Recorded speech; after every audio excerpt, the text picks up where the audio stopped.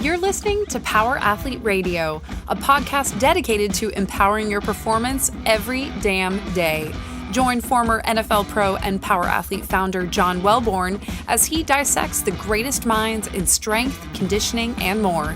So whether your goal is to be the hammer, destroy mediocrity, or simply move the dirt, you've come to the right place. Now with the warm-up done, let the gains begin. Hey, Power Athlete Nation. I have a cool podcast in store for you today. We have Mr. Justin Lapree.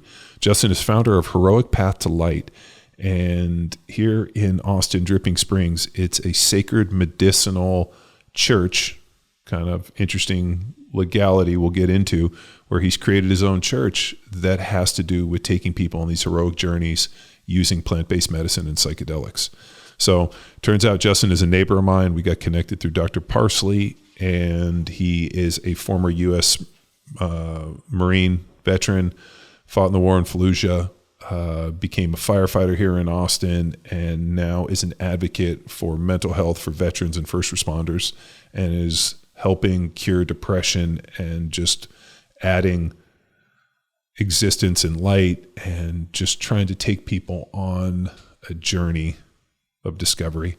So I'm stoked to have him come on down and sit in the podcast room and dig into a little bit of what he's doing.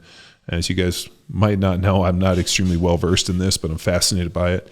And more importantly, anything that improves human connection and performance and just allows us to be better versions of ourselves. Mr. Justin Lapree. The Sanctuary? No, it's called Heroic Path to Light. Heroic Path to Light. That doesn't sound cultish or anything. Yeah. Heroic Path to Light. Yeah, that's right. It's not a. Is it a cult? It is not a cult. It's for it's for veterans, first responders, Gold Star widows, because we've lived this heroic path, right? But we're in the darkness. Okay. Came to me. Are you into psychedelics at all? Do you know much about them? We've done a long series of podcasts on them. Oh, cool. You know, not only here on Power Athlete Radio, but I also was with Doc on the Everyday Warrior podcast. Awesome. And we had Dan Engel on. Yeah. Okay. Cool. So cool. I just through that through that podcast, I've been shelled with this stuff. So really, what I'm doing is I'm treating trauma with psychedelics with a spiritual context. And then the civilian program is going to be called Illuminated Hearts. But we'll get into it. Well, I was reading the bio on your website. I'm fascinated by origin stories. I mean, what you're trying to do sounds a little cultish, but I understand what you're trying to do in terms of like making it similar to like a religion or a church. I'm sure there's some legal ramifications associated with it. Yeah, there are. I mean, we're protected. If you look at the First Amendment to the Constitution, there's specific language for people from this country to be able to practice their religious or spiritual practice without any interruption from the state or federal governments.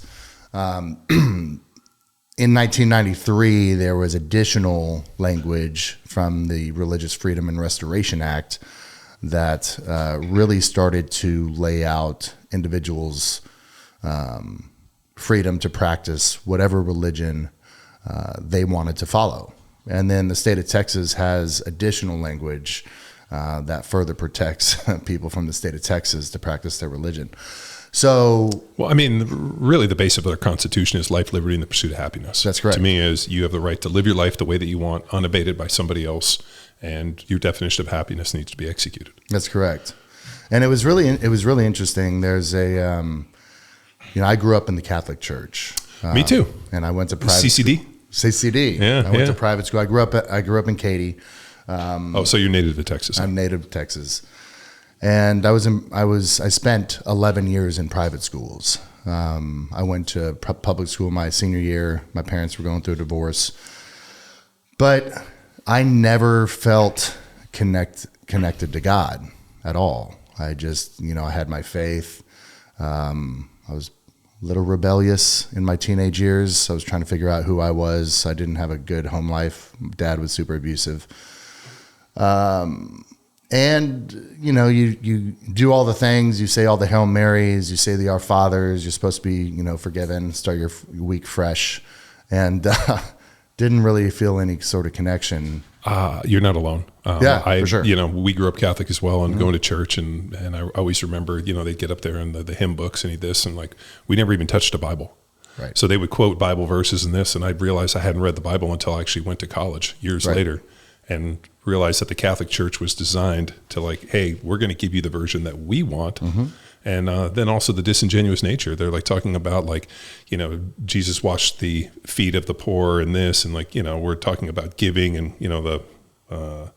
the collection plate passes around, but yet the guy's standing up there in this gold and ornated deal, and he's constantly asking for money. And then you turn on and the Vatican has endless riches. It just felt very disingenuous. It's like, recently they had a deal before the Queen passed away, where she was up there talking about helping the poor, and she's up there with something like a $26 billion diamond on her crown. Like, at some point, you look at it and you think this entire thing is disingenuous, and it feels like a little bit, dirty to some extent. My big break with the Catholic Church came when, they started hiding priests that had hurt children, and they knowingly and willingly, concealed this and had a massive conspiracy that they knew what was going on, were complicit in it, and then did their best to hide these people and move them around, change names, and do all this. And I'm like, how can we give money to people that we know willingly hurt children? And that was my deal with the Catholic Church. I'm like, fucking over. So, and you look at these master churches that are around. You look at Joel Osteen out of Houston. It's fucking scary. He bought the Summit where the Rockets played. He has a helicopter that he flies around because he doesn't want to get around. He doesn't want to get stuck in Houston traffic. I mean, his guest house is bigger than any house that I've ever seen. Right. So, it's just, I always go back to, it's easier for a camel to get through the eye of the needle than a rich man to go to heaven. That's right. Like how much do they help people? I know there's a lot of old windows sending them a lot of money, and, I don't follow it, but I see the opulence, and it reminds me, God, do you remember that commercial where it showed like the Russian mafia gangsters, and he came over with like the little camel, and he's like, opulence, I has it. I don't. And it's just like the most ridiculous shit. I'll have Jacob play the clip, but it's like this Russian gangster is like, opulence, I has it. And dude, it just looks like Russian mafia gangster shit that they're just, robbing old ladies and buying gold with it. And so to kind of get back to your question, when I got back from the Battle of Fallujah in 2005, I came home from war an atheist. Like God didn't exist where I was. Because if he did, how could he let this happen? 100%. Yeah. It was horrible. And I didn't believe in, my faith was completely gone. I didn't believe in God. And I was really strong in that belief system until 2018. And I'm kind of jumping around a little bit, but after a suicide attempt in the parking lot of my fire station, I read a book, How to Change Your Mind, by Michael Pollan.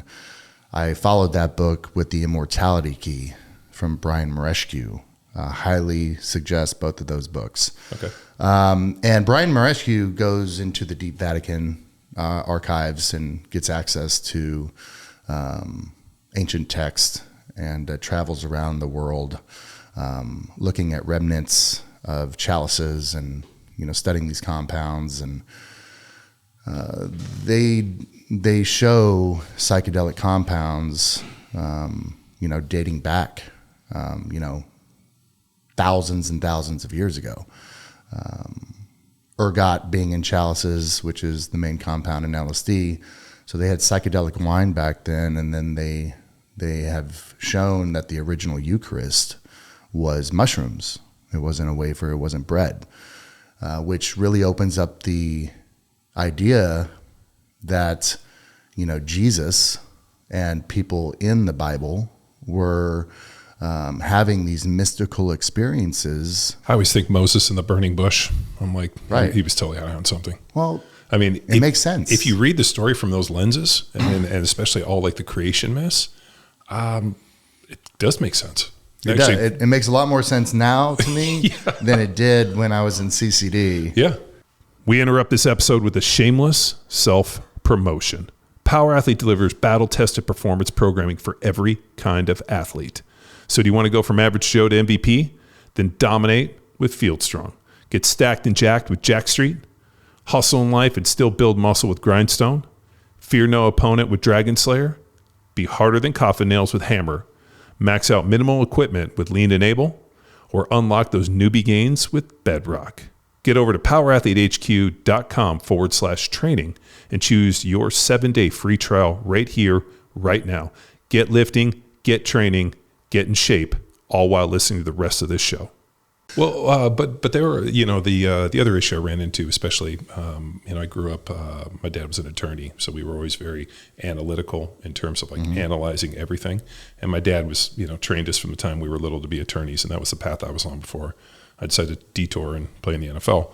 But there was just a lot of questions I had, and there was never any open space to ask a question or hey, what does this mean? And it was always this you have to believe this and this and this, and it was almost predictive programming in a lot of ways. And and then through repetition to when we go to church, I know it was 4 stands, 3 sits, 2 kneels. We got the communion, and then we just walk out the back door, and I could be in 45 minutes. So you listen to the homily, you go through it, and I knew it'd be 4 stands, 3 sits, 2 kneels. We got to go.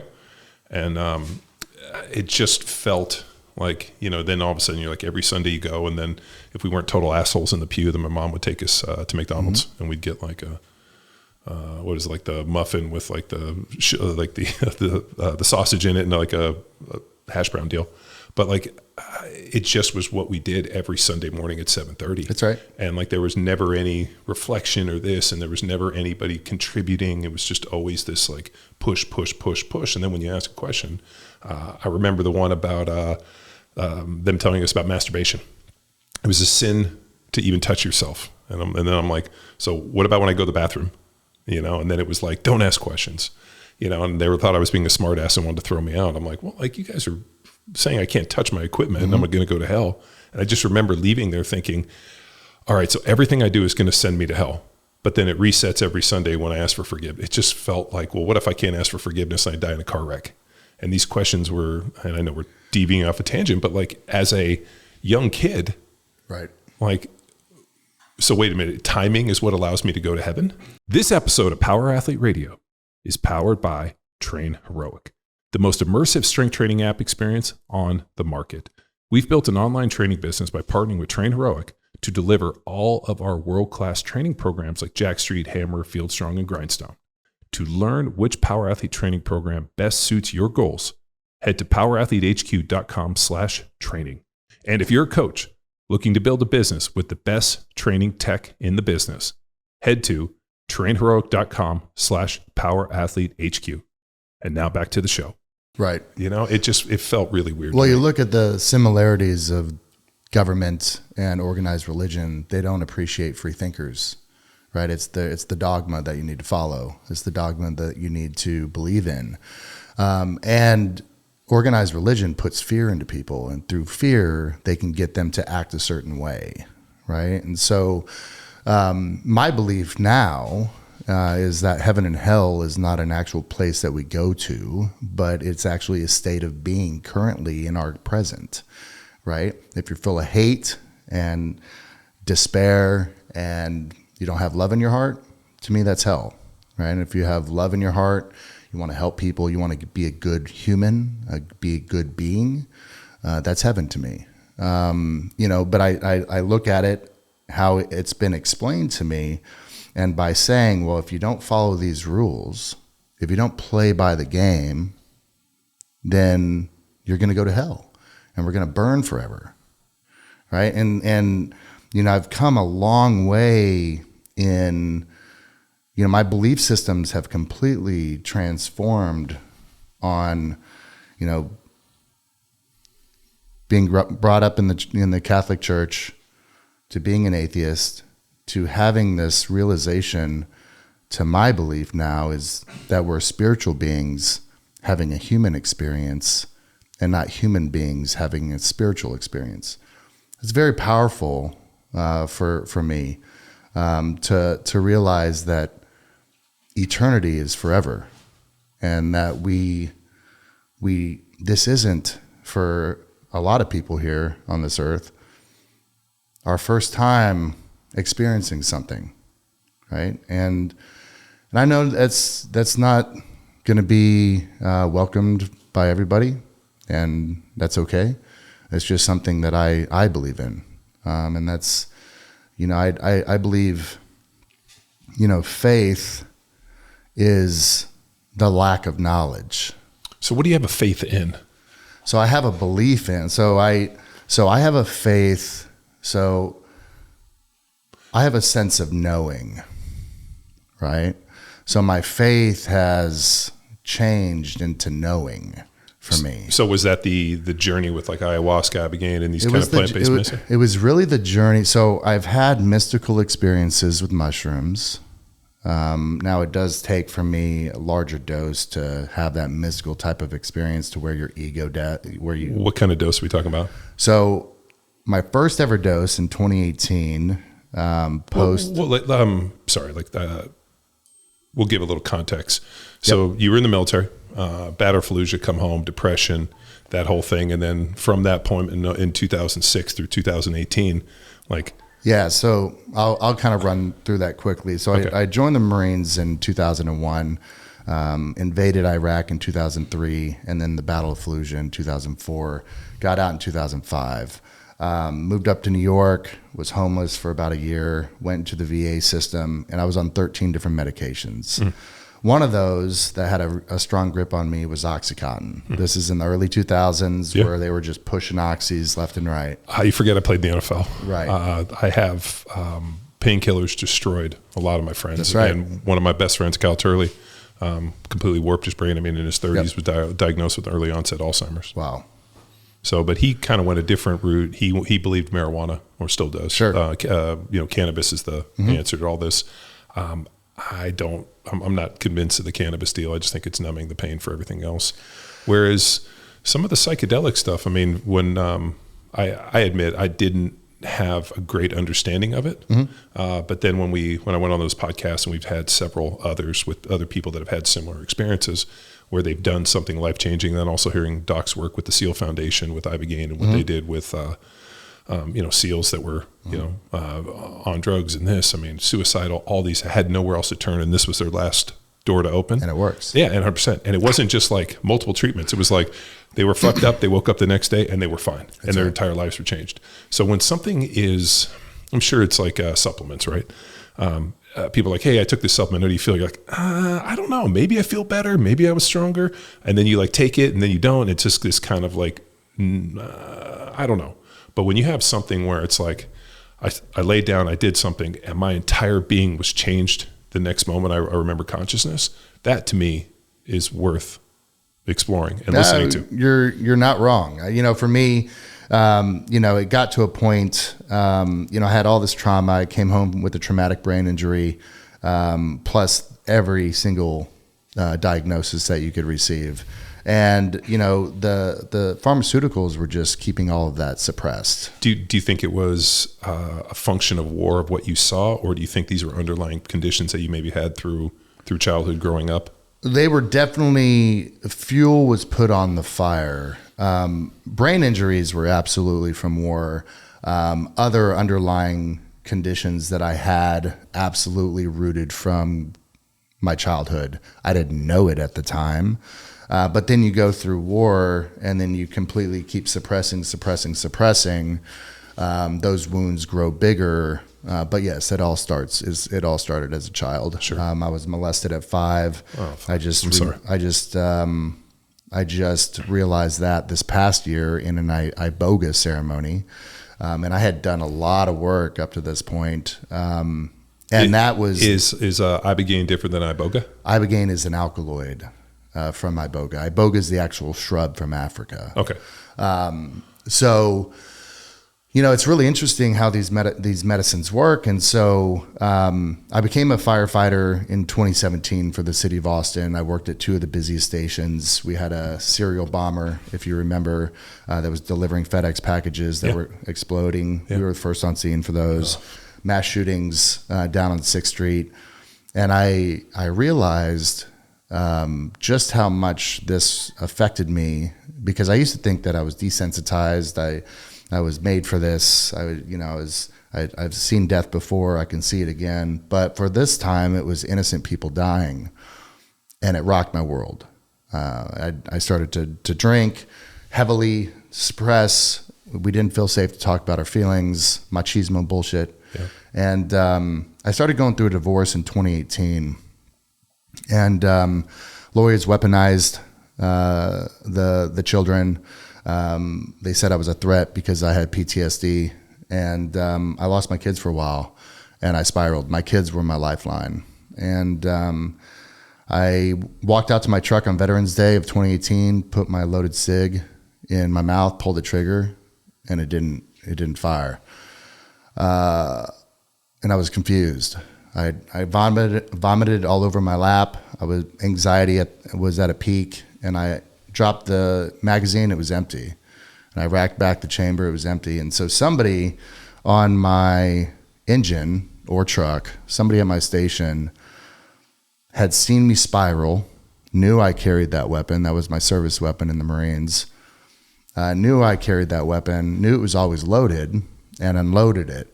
And me, not thinking anybody would touch my shit, went out there to kill myself with a letter to Stella and Leo next to me. Now, the gift of a second chance, how powerful is that?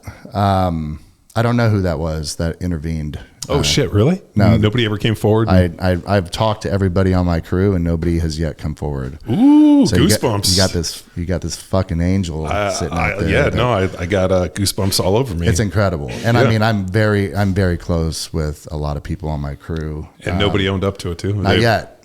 And I think that's the best. It's the most beautiful. It's the most beautiful gift you can give somebody, and to do something for them and not tell them about it, and not want anything in return. Right? Well, it's very rare that people do things like that without expecting something. Amen. You know, and because of that, I mean, we can get into the fact that my daughter gets to have me walk her down the aisle, and my 6-year-old boy gets to, hit a baseball with me. But then you look into what happened since then. So a month later, within that month, so November to December, I read a book, How to Change Your Mind. Mm-hmm. I didn't know where to find mushrooms. I was a straight-laced fireman. I didn't know anything about, the research was just starting to be looked at. Johns Hopkins University was doing a lot at the time. Sure. And I spoke to a buddy of mine who owned a bar out in Lakeway. Mm-hmm. And I was like, hey, man, as you know, I tried to, take my own life. I read a book, and I'm trying to source some mushrooms. Can you help me out? He was like, dude, I got a guy. So I got a guy. His name was Jacob Boone. Jacob Boone killed himself from suicide this past January, which has been hard for me to digest because he was a catalyst in my healing. Gave me an ounce of mushrooms. And I had done enough research at this point on what Johns Hopkins was doing. I downloaded their playlist. I bought a really nice sleep mask and bought some nice noise canceling headphones. And I put a camera in the corner of my apartment, and I took 3.5 grams, and I closed my eyes, and I came to about 6 hours later. And for the first time, I cried. And for the first time, I had love for myself and appreciation for myself, something that I had never felt in my conscious memory. And it got me really curious. And so I started to work with this medicine twice a month, and I would stair step 0.5 gram each time. My most therapeutic dose before I get into like the dissolution of ego was 6 grams. I've gone as far as 9 grams to where my ego completely died and I had a mystical experience.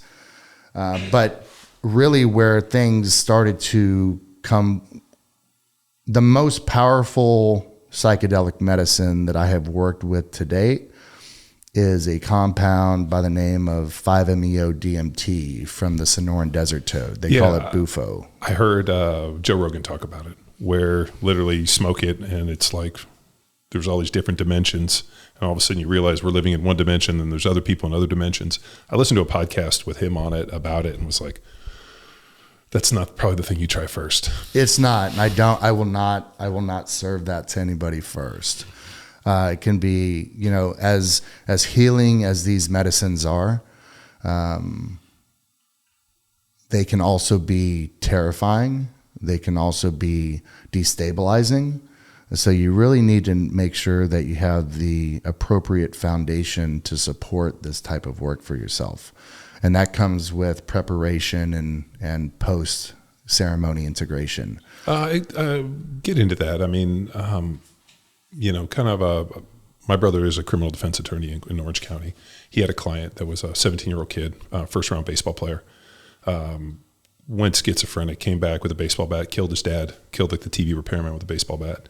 And when they went in, and my brother got appointed on this case because it was kind of big, when they did all the psych evals, the kid had been smoking a ton of marijuana from the age of 12, and they diagnosed him with schizophrenia. And there was some pretty solid research about, the brain being exposed to that level of cannabis. It can pull all these things out. And then they talked about, cannabis, most of the studies when they see it are later in life, people in their 30s and 40s after the brain's already kind of hardened, let's say. Did not have similar effects, but I wonder with the psychedelics, if you already have that kind of pre-existing condition, do you see this kind of unraveling things a little bit? Yeah, that's a great question. I'm definitely not the person to ask or answer that question. But yes, I would say that psychedelics aren't going to be for everybody. I think there needs to be, education is key, as you know, because people are going to use these by themselves. Sure. Right. Just like they drink by themselves. And there needs to be education around harm reduction and different disorders that should be looked further into before sitting with these medicines, because we're not really sure how somebody is going to react yet. I mean, you can look at different disorder. People are also misdiagnosed, right? Where they could truly have complex PTS, and that is showing itself as bipolar, right? So I do think that, people really do need to look under the lens and make sure that they are a good fit for this type of therapy. Now, as you know, we're learning as we go. Sure. Our country. I mean, the indigenous people have been using this for 5,000-6,000 years. Sure. This is part of their culture. Because we have been so far removed from this, now and they've been scheduled in the creation of the war on drugs in 1970. Well, we've already lost the war on drugs. Right. Right. I had a strength coach that was a DEA agent. Yeah. And he's like, imagine losing every single game 99-1 every year. And he's like, we've lost the war. And he ended up getting out of it and becoming a strength coach. But he's like, we've lost the war. He goes, the only people, but you have to remember, we are losing. The government and the cartels are making money hand over fist. So, and, it's like the same thing. My dad, like I said, was a criminal defense attorney in LA for like 55 years. He told me, he's like, I remember the day that crack cocaine hit the streets. He goes, Compton, all these kind of like inner city stuff. He goes, we're all fairly decent white neighborhoods in the 40s and the 50s. And then all of a sudden in the 60s, things started kind of going. He goes, I remember when crack cocaine hit in the 80s.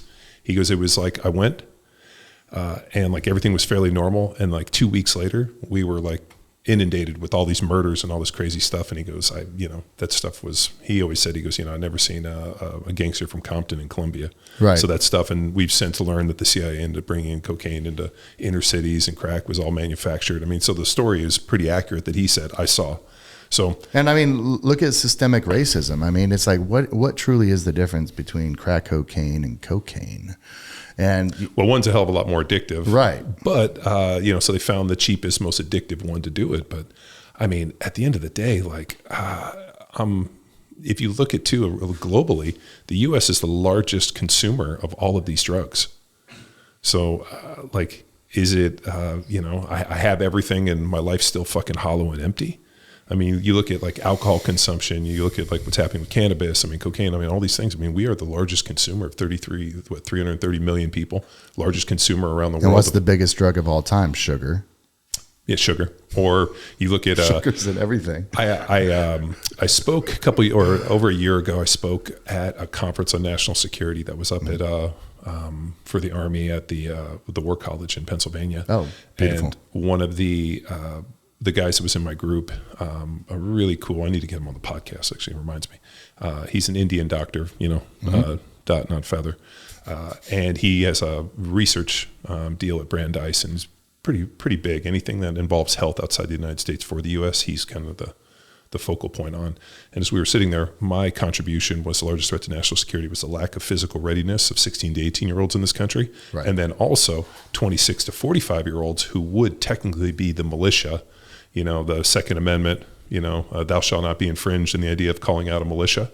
Like those 26 to 45-year-olds are really, if like all of a sudden somebody came across, because we've worked with the National Guard and they're only good at loading sandbags, and it's the U.S. veterans in this country, guys like you, where all of a sudden like there's an invasion across the border. It's a whole bunch of dudes driving F-150s or F-250s with a blue stripe on the back. That's right. And continue to train in this, and those are the individuals that are going to get called in the militia. I mean, you remember when the big flood in Houston happened? That's right. It was like bass boats and lifted pickup trucks driving down there to save people.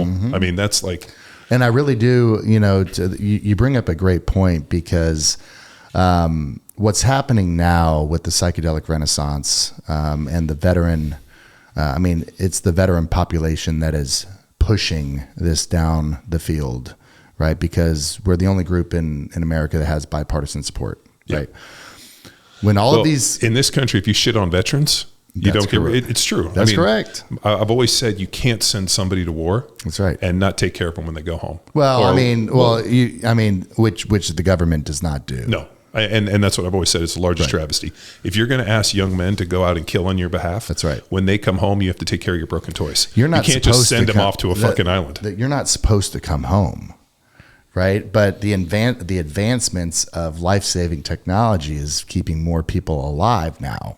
So people with a gunshot wound in world wars bleed out. Right. Now you look at them, they're fine. They're walking around with a Purple Heart, some DV plates. And, you look at all of these, people are losing limbs.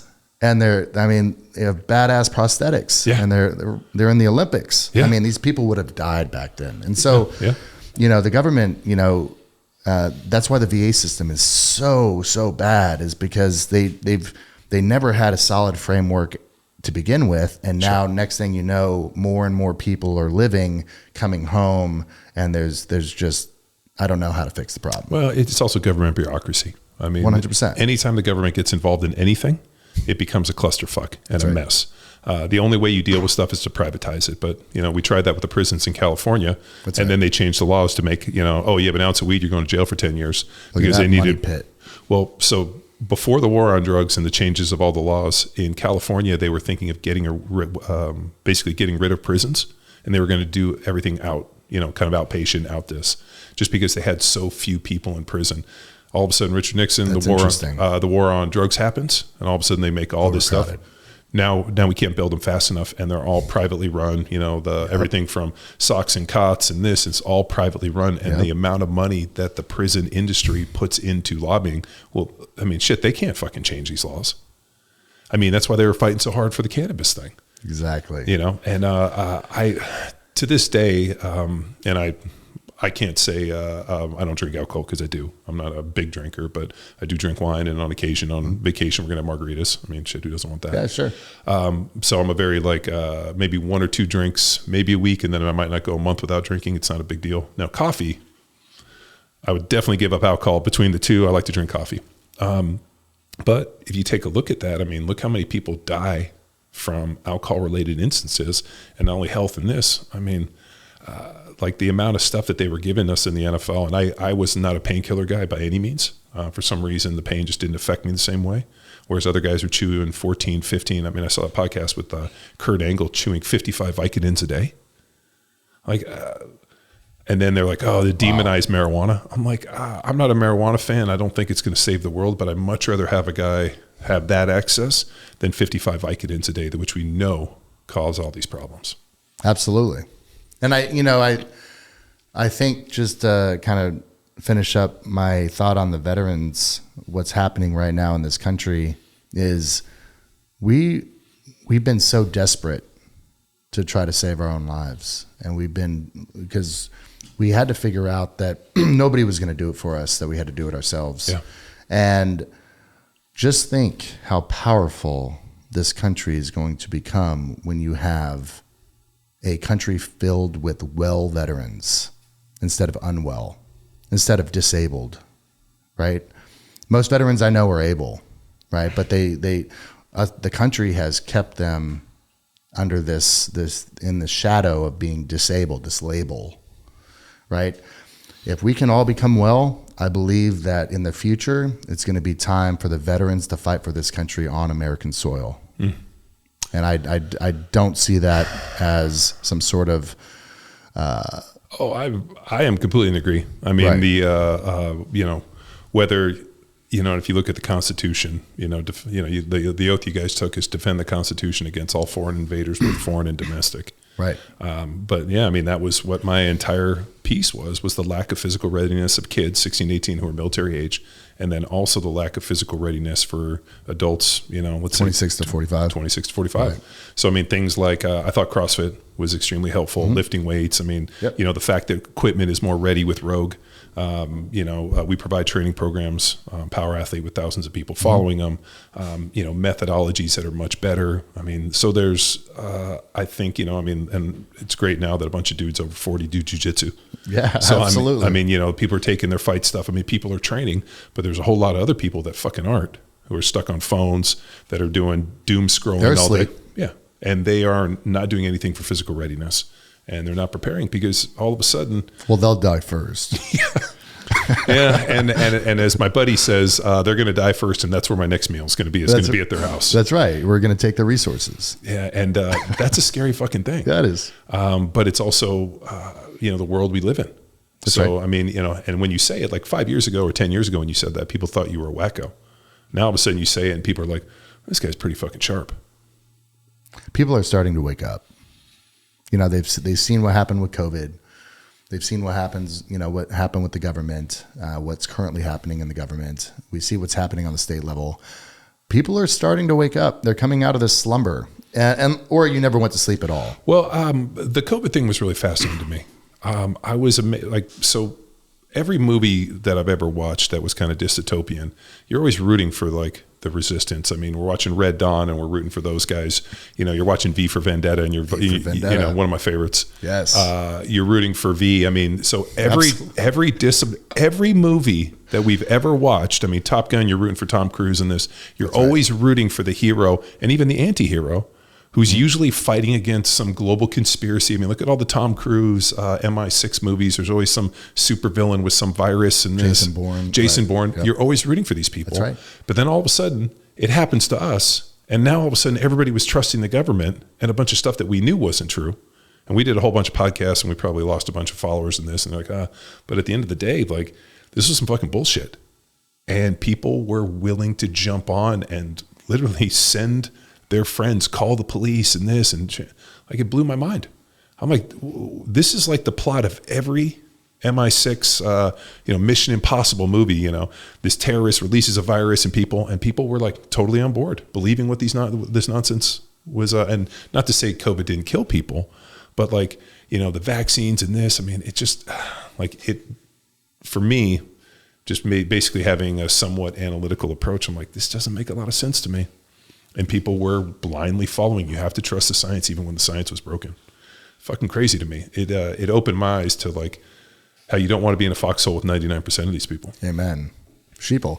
I mean, even my own family. I mean, I didn't see my mom for a couple of years since we were unvaccinated. Didn't want to be around us. Didn't want to. She didn't come out of the house. It's really sad, the destruction of families, relationships, careers. During COVID. People died and they didn't let them go to their funerals. 100%. Yeah. I mean, people died alone in hospital beds. That's right. Yeah. It's fucking awful, man. This is it's an awful black mark in the history. And then, people I also go between these two deals. It's easier to believe that there's some amazing global conspiracy with this nefarious dude in a mountain lair, planning and pulling all this, or the reality is it's just a lot of incredibly incompetent people making decisions in real time to cover their own ass and to benefit themselves. And it's fucking everybody else like, oh, hey, I heard this comes out. I'm going to buy this stock now. If we do this, we're going to kind of make this. So I think at the end of the day, it just comes down to a whole bunch of people that are trying to cover their ass that are totally incompetent and have no idea what they're doing and just over there fucking freeballing it. I agree. Yeah, just freestyling, trying to come up with shit. That's right. And that's actually more scary than that there's some, Klaus Schwab, nefarious dude in a mountain lair pulling these strings and making this happen, which I don't think fucking happens. That's right. But then you get in, anytime you kind of go into this, now all of a sudden you're like Illuminati and like the Masonic order. And I'm like, dude, I think it's just a whole bunch of incompetent people trying to do their best to make as much money as they can. Agreed. I mean, look at the drug companies. Mm-hmm. Are they nefariously trying to kill us, or are they just putting out drugs that they know we're going to be super dependent on? That's it. And it's easier for the statins, for example. I deal with a ton of consults and a lot of guys over 40 that go to the doctor and they might have a slightly high cholesterol. And the doctor's like, oh, high cholesterol, you're going to need statins. Why? Show me where, high cholesterol with low triglycerides and a guy that exercises slightly elevated necessitates this medication. And I'm always like, hey, dude, do what your doctor says, but I would also do my research and realize that there's more side effects than some high cholesterol that I don't want on these things. Mm-hmm.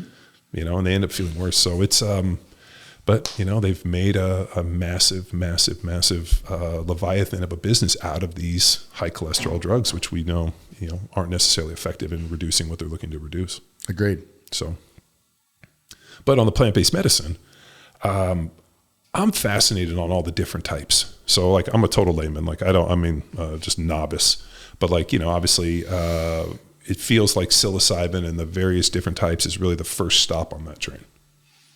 Yeah. It's definitely, one of the oldest, medicines that's been around.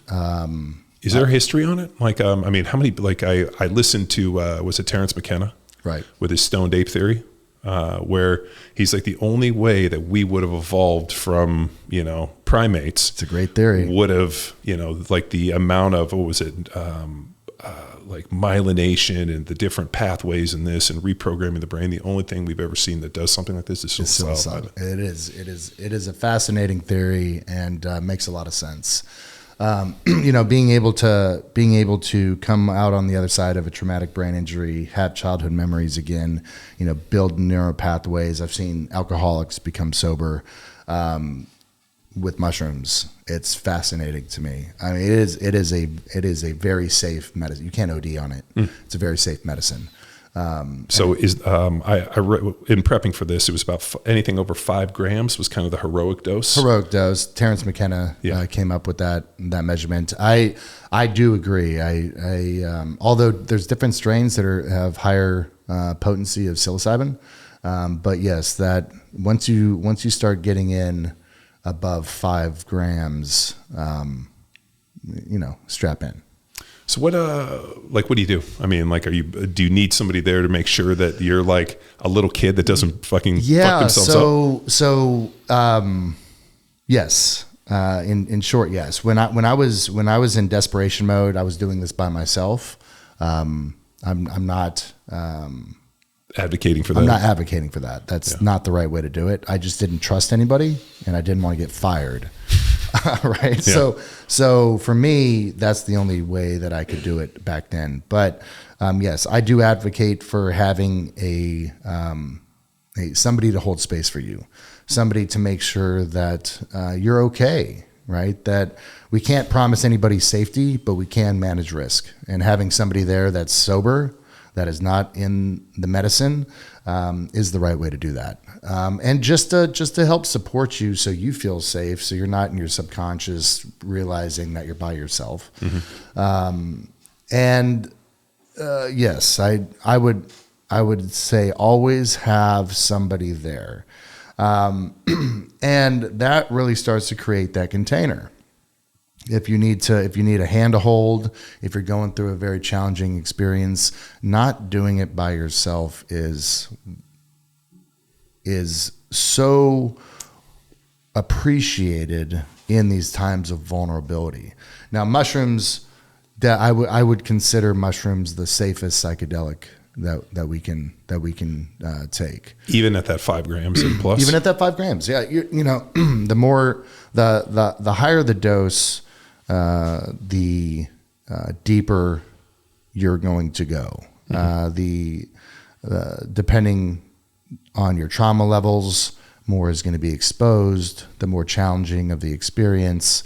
And then as you get higher, you can start playing around with, you know, John being pulled away from yourself and then having a mystical experience to where you don't exist anymore in that present time. But then having somebody this is where preparation comes in.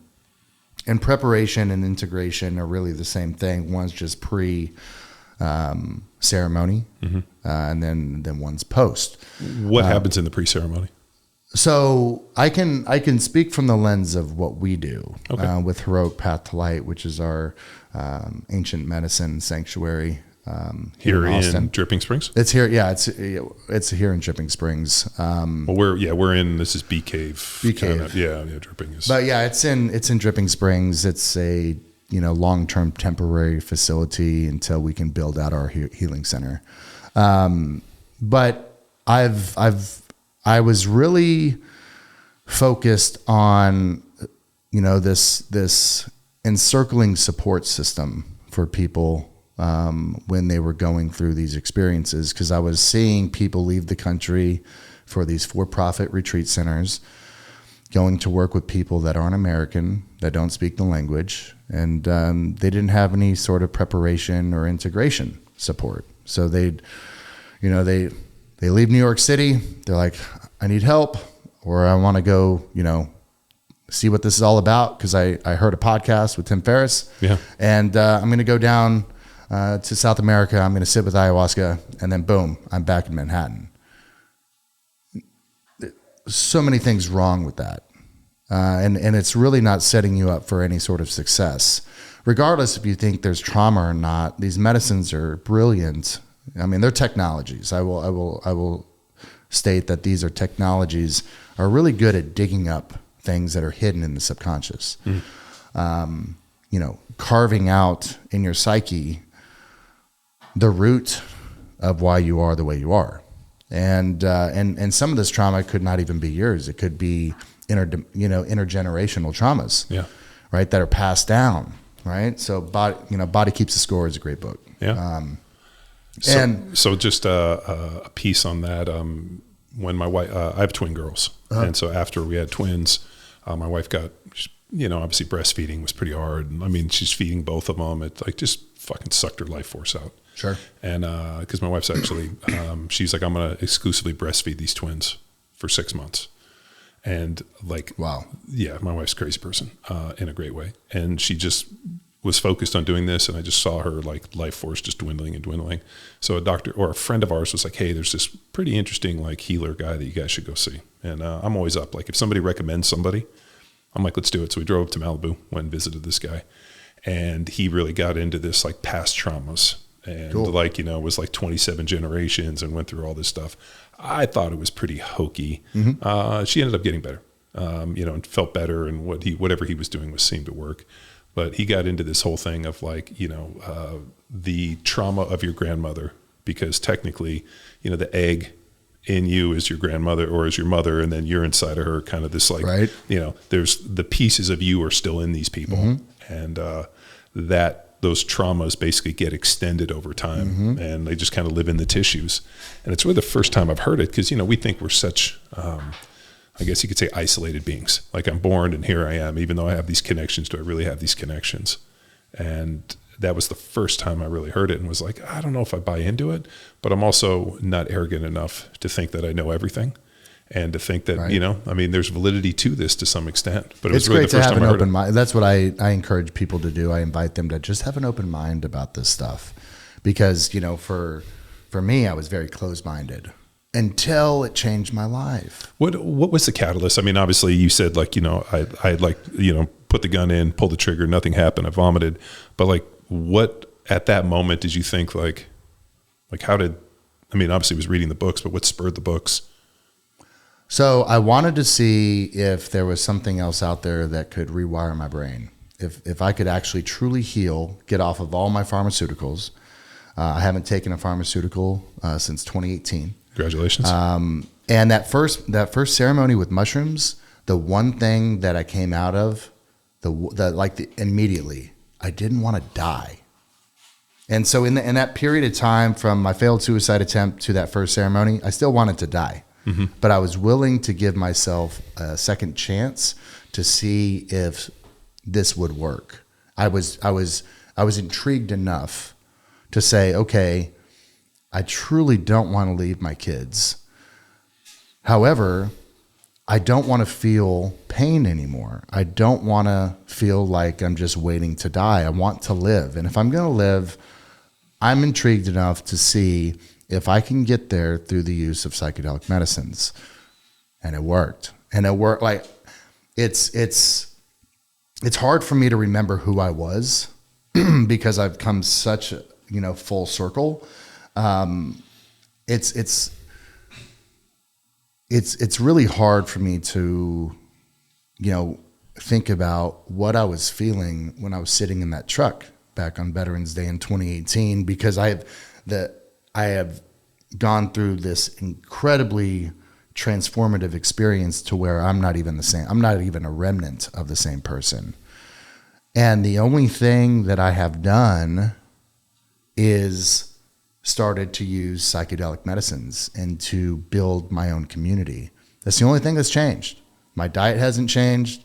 My workout regimen hasn't changed. The only thing that has changed is I got off all my pills and I started to work with these ancient medicines. I've never met, and I can't say I know everybody, but all the people that I know that got on these like myriad of all these different psychotropic drugs, right, and this, and anytime you'd kind of space out, and I know this from Kyle Turley, he would go when he started to fucking space out a little bit, and they'd be like, we just have to adjust your meds.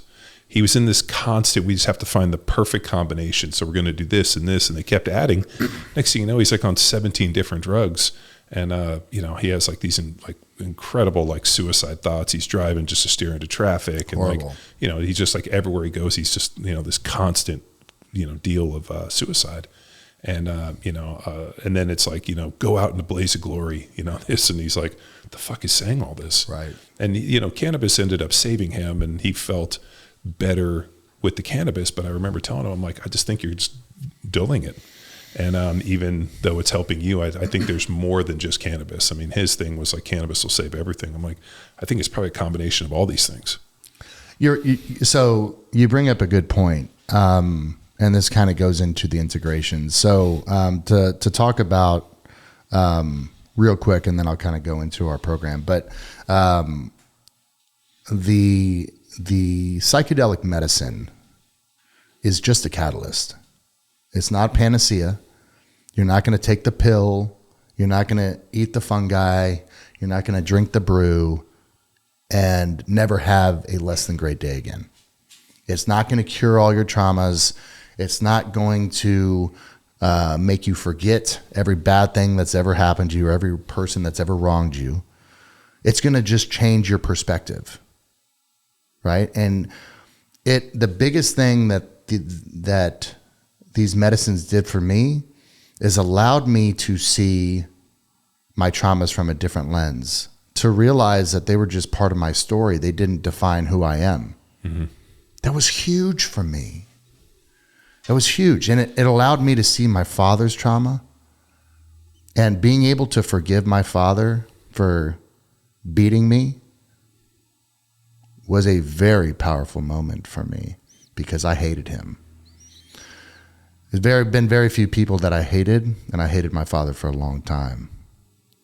And I love my father. And it was through working on myself, working through, because the only way around your trauma is through it. So I had to go and relive all of these experiences again. My first mushroom experience, I had to relive all the firefights I was in Fallujah. Mm. But for the first time, I was able to feel the fear, feel the anxiety, feel the adrenaline, to where when I'm in it, there was no feeling. It was just suppress. We got to go. Right. So, being able to have love in my heart for my father, to see his traumas, see how he was raised, was this like aha moment for me. And so, I tell people, if you're not willing to do the work, if you're not willing to, prepare for this experience and integrate this into your life, you're going to come back to me thinking that you need the experience again. But you have to make new changes. You have to create new habits in your life that are going to serve you in this new chapter. And because yesterday is already done, right? We can't turn back time. Tomorrow, we have no idea what's going to happen. So this is really where these medicines have really changed my life, is the ability of being present in the now. It's the only thing that matters, right? It's like, I can't go rewind time and try to, go back to when I wronged somebody, right? Now I can go ask for forgiveness, and I can have awareness of making sure I don't do that again. And tomorrow, and being a visionary trust me, they call it a practice for a reason, but I'm always, I too am looking in the future, right? Especially with what I'm doing right now. But these medicines allow you to be present. And if you can ground yourself in today, this is the only thing that we have control over. Sure. Right. And so, I've found that when people were leaving this country, to work with these medicines, because outside of a sanctuary, they're scheduled in most states. Sure. And on a federal level, they are scheduled.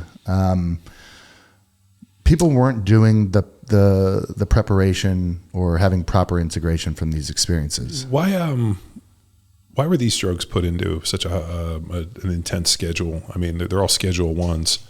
I mean, what my thought is? Yeah, no, I mean, I can understand, like black tar heroin and some of these other things, right. Dude, that's some gnarly shit.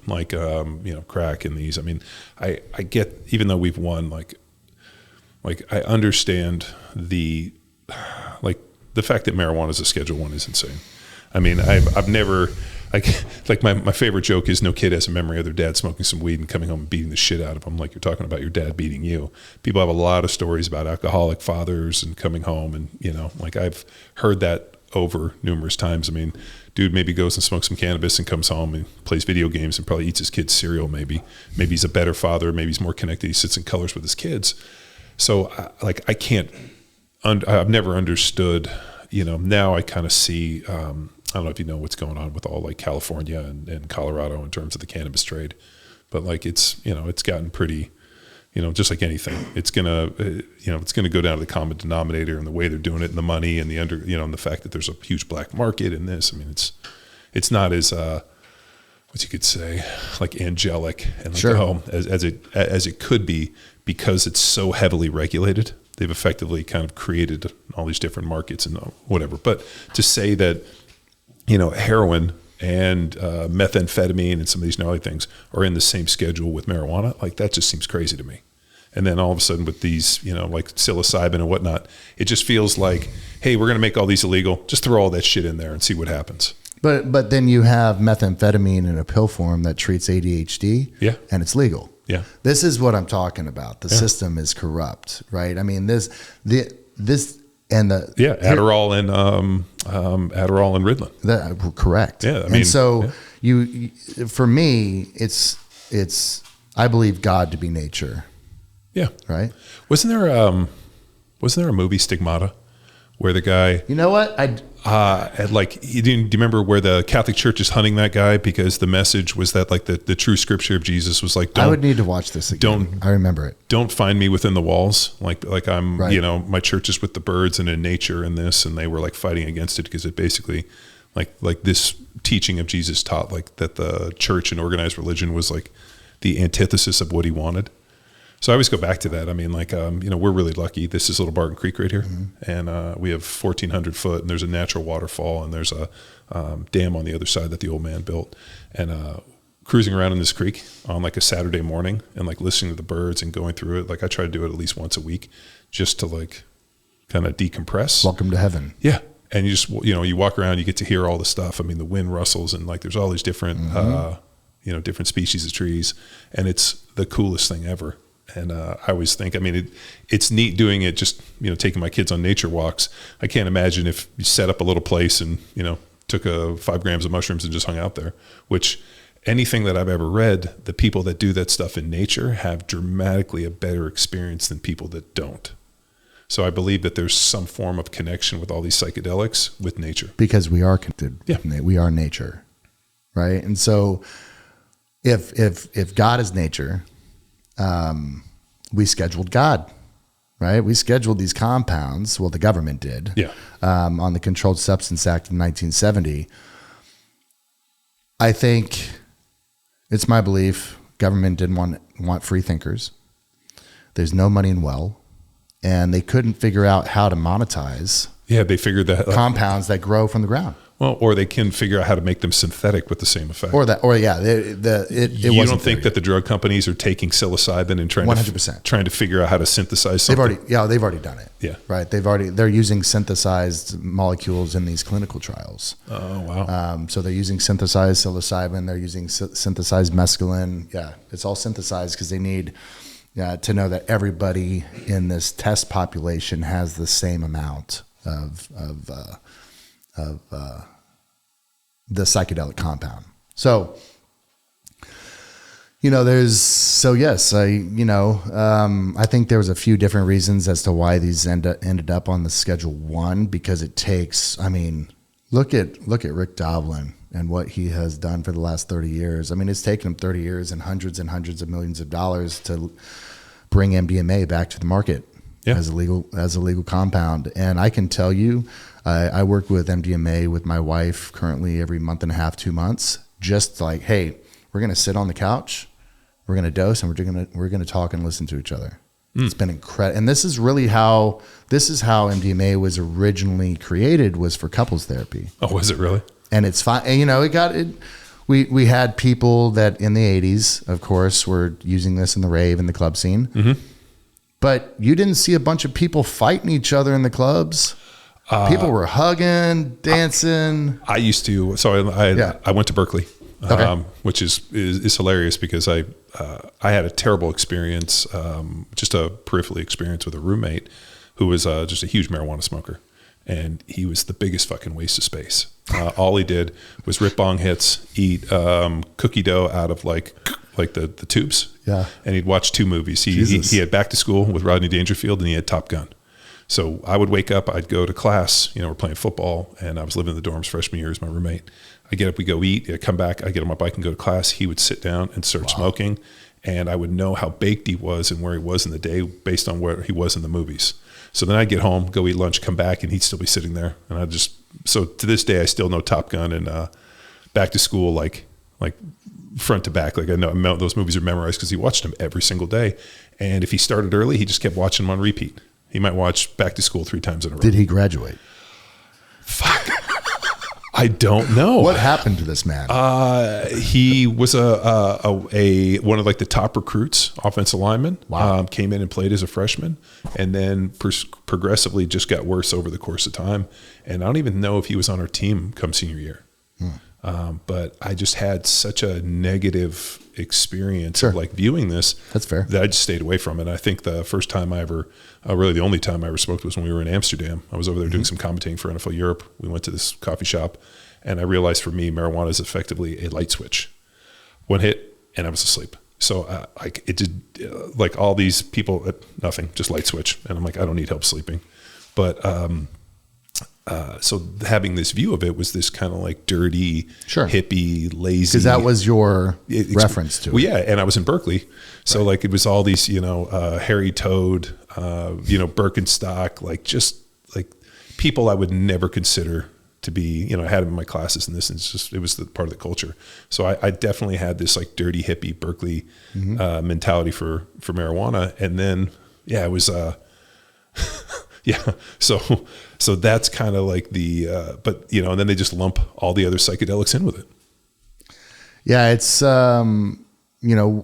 there's a ton of stigma, around these compounds, but that's starting to change. And it's been the resurgence of these compounds because there's one thing that you can't argue about is data. Yeah. Right. The research is out there. Right. And more of these podcasts are happening. More documentaries are coming up. It's really powerful what's happening. Unfortunately, they're running these clinical trials around mental health disorders. I don't believe that you have to have a disorder to work with these. I don't feel that you have to, I need to have clinically diagnosed treatment-resistant depression, which means, don't quote me, you have had to have tried 3 different medications and had failures on those. Like, who has that much time when they're trying to die, right? To get to work with mushrooms in a quote-unquote legal setting outside of a sanctuary. And so this is where I saw an incredible need for healing this country in this country, healing America in America. Like, this is our birthright. This is as much of a birthright for us as it is for the populations in South America. What psychedelic drug is native to America? Like, I mean, you're saying ayahuasca comes from like the rainforest and the ibogaine comes from Africa? And that's correct. So, I mean, there's mushrooms here. Oh yeah. Yeah. Right. So I read, I read a mycelium book. I've been fascinated. I listened to podcast with Paul Stamets, and it was a lecture he did, and I bought the books, and because I'm fascinated by mycelium, so I started planting. I got a bunch of spores, and I've been planting them all in the creek. Awesome. Not because I want to have a bunch of psychedelics, but what I want is the network. Yeah, it's the network, and they were talking about like the mycelium healing the bees. Correct. So I figured if I want to increase the health of my creek, love it. I got all these different spores. Love it. And when the weather, when it gets a little bit colder, I got some logs. I'm going to do some other ones like the lion's mane and all those. I'm going to see if I can grow them all. That's awesome. But yeah, the creek I have, they communicate very similar to us. Like when we're done with this, are not that far. Yeah, when we're done with this, I'm going to walk you down there and I'm going to show it to you, and you're going to be like, "Holy shit, dude! If this entire thing was covered in mushrooms." Right. Because they like not only do all the animals eat the mushrooms, but like everything where the mushrooms grow becomes fucking incredible. So like just increasing the health. And Paul's deal was like, if you put out these spores and you grow these mushrooms, everywhere that they grow will be more fertile and healthier. Yeah, they said, I mean, the mushrooms were here longer before humans were here. Oh, yeah. And they say that the spores came from distant galaxies. We can have a podcast just on mushrooms. There was a certain point in, like if you look within time, I forgot what it was, but there was like I can't remember what the era was, but there were like 6 foot, 8 foot tall mushrooms. And they think that like the entire planet was covered in There was also giants. Yeah. There's a lot there's a lot that's happened in the 8 billion. Well, so I actually probably believe that one because, I mean, we found all these giant dinosaur bones, and you believe that like when CO2 levels were through the roof, everything was bigger. To think that there weren't bigger humans. Yeah. I mean, I played in the NFL. There's definitely some remnants of these people hanging around. I played with some fucking dudes that I'm like, these guys are giants. Big dudes. Yeah. Right. But, and you're a big dude. Yeah. And I'm a big dude, and I wasn't a big dude. Right. I played next to guys that were like 6'8", 6'9", 350 pounds. Right. I was a small athletic dude. Right. So for offensive line, but no, I mean, it's the Paul Stamets stuff was really fascinating. Just understanding like that places where mushrooms grow are healthier than places where it doesn't. And then the other issue we were running into is because people use so much Roundup and glyphosate on all like these areas around here that when it rains, all that runs down into the creeks, and the creeks end up becoming kind of these like, I don't know, poison dens or something. That's why they say don't swim in the creeks here after it rains. Yeah, sure. Hamilton Pool. Yeah. They don't, because everybody, I mean, people are trying to control. Texas is a huge weed. People, and in your neighborhood, people are spraying glyphosate and all this Roundup and shit to try to control the weeds, because it's not natural to have a lawn in Texas. That's right. I went turf. Yeah. I as you see, like I just have rocks and like just like mulch. Yep. And, whatever grass is there, like I fertilize our pastures because we turn out horses in our pasture. I like that hardscape though. Yeah. It's, I like, whenever I look at these neighborhoods, I'm like, I would never have a fucking lawn. Like, I used to be obsessed with it. Oh, I'm sure. It's like, especially what is this ring of fungus? Yeah, what's this weed? Oh yeah, and like they're called hackberries and China berries. These invasive trees, you can't kill them. Like I have them in my creek, I go cut them. The only way you do them is you have to drill a hole and put this like toxic chemical. Even if you rip out the root, if you leave even a tiny piece of root, they're going to come back. So I just have to go through and manage. And a big part of this. And they're poisonous? No, they're just they're invasive. So like just like the bamboo. cedars, they're just invasive. I have to like manage that piece. But to get back to it, the reason I got stuck in this Paul Stamets deal is he talked about if you have mushrooms, they're like natural filters for the water and the soil and any of the glycophosphates. Like he was saying that they had like these huge I want to say like toxic spills, and they were able to plant mushrooms, and the mushrooms were able to come in and basically like reheal whatever the area that was destroyed. So that was the podcast, or it was like maybe a TED talk or just some lecture he did. You have to put a link to that to the listeners. Yeah, sure. it was. That's fascinating. And so at that point I was like, well, if there's glycophosphate in the water, I'm just going to plant mushroom spores and see if I could turn this thing into a mushroom forest to basically clean everything. That's amazing. So it's, there's a lot of work I got. So the dam that the old man built, a tree grew underneath it. So it cracked. And so I went through and I've tried to kill the tree 2 years in a row. I've never successfully killed it. This year I'm going to cut that motherfucker and I'm going to chain it and just fucking rip it out of the deal. There you go. I was trying to do this, like cut it, and now I'm just going to go fucking just fire and brimstone. You have to show it to me. Yeah, I'll show you. So I'll take you on a walk of this thing, and I know what you're going to say. You're like, dude, let me come over and walk around your creek on some psilocybin. I have a buddy, John Aguilar, who's he's been on the podcast. Amazing dude. He's an old time stone builder. Does all dry stones. So there's a little bench. I don't know if you saw, but where the little turn is that you parked, there's like a weird kind of bench. I didn't see that. So he built that for Brian. One of Joe Rogan's buddies, a comic. This Brian dude, he was on his podcast. He wanted to teach him how to do it. So he hit me up. It's like, hey, can we come build like a stone wall? And it ended up being a bench.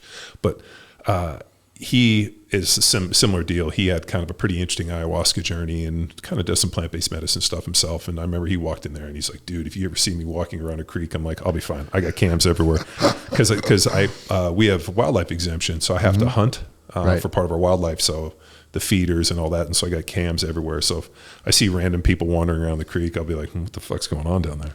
But I know what's going on. Yeah, now you know what's going on. But that the Paul Stamets mycelium deal, I mean, as you're reading all the information, I ordered his books and listen, it feels like. And how long ago was this? It sounds recent. Probably, was it last year? Yeah, it was. That's really recent. Yeah. It's been within the last year. So just think about how much of life has gone by without knowing this. Yeah. Well, it's like, so the problem, I think, at least for me with, like I never really, I don't know, maybe it just, you kind of lump all this stuff together, like marijuana, shrooms, LSD. Yeah, that's fair. People kind of do it, and it's all kind of like fair. Stuff that druggies and hippies do. That's right. And then, I know what I was telling you. So in the 90s when I was in college, I worked security for these illegal raves in San Francisco. We just connected the dots. Yeah. So because you were talking about MDMA, and sometimes I'm really shitty on tangents, but I worked security for these illegal raves, and the guy that would put on the parties worked for these two huge coke dealers in San Francisco, and they had a huge party. And basically I met this guy and he's like, hey, he hired these security dudes. I was working at this club, cause at the time my scholarship check was $740. We couldn't work. The NCAA didn't allow us to. And you were huge. Yeah, I was a big dude. And I had started martial arts when I was 6 and got into boxing. So I was always a pretty good fighter and a big dude. And so he's like, hey, I'll pay you $300 a night to work security, which to me might as well have been $1 million. Yeah, sure. Like cash, fuck, I can go. So I'd go work these illegal raves. These guys would go in, and it was kind of a closed market. They'd go in and do their dealing. And they started, obviously ecstasy, MDMA, and then ketamine and all these things that they would give these guys. And so I got a chance to soberly watch what was happening in real time, because I knew what dealers were selling what. And these guys would kind of go around and you see them deal.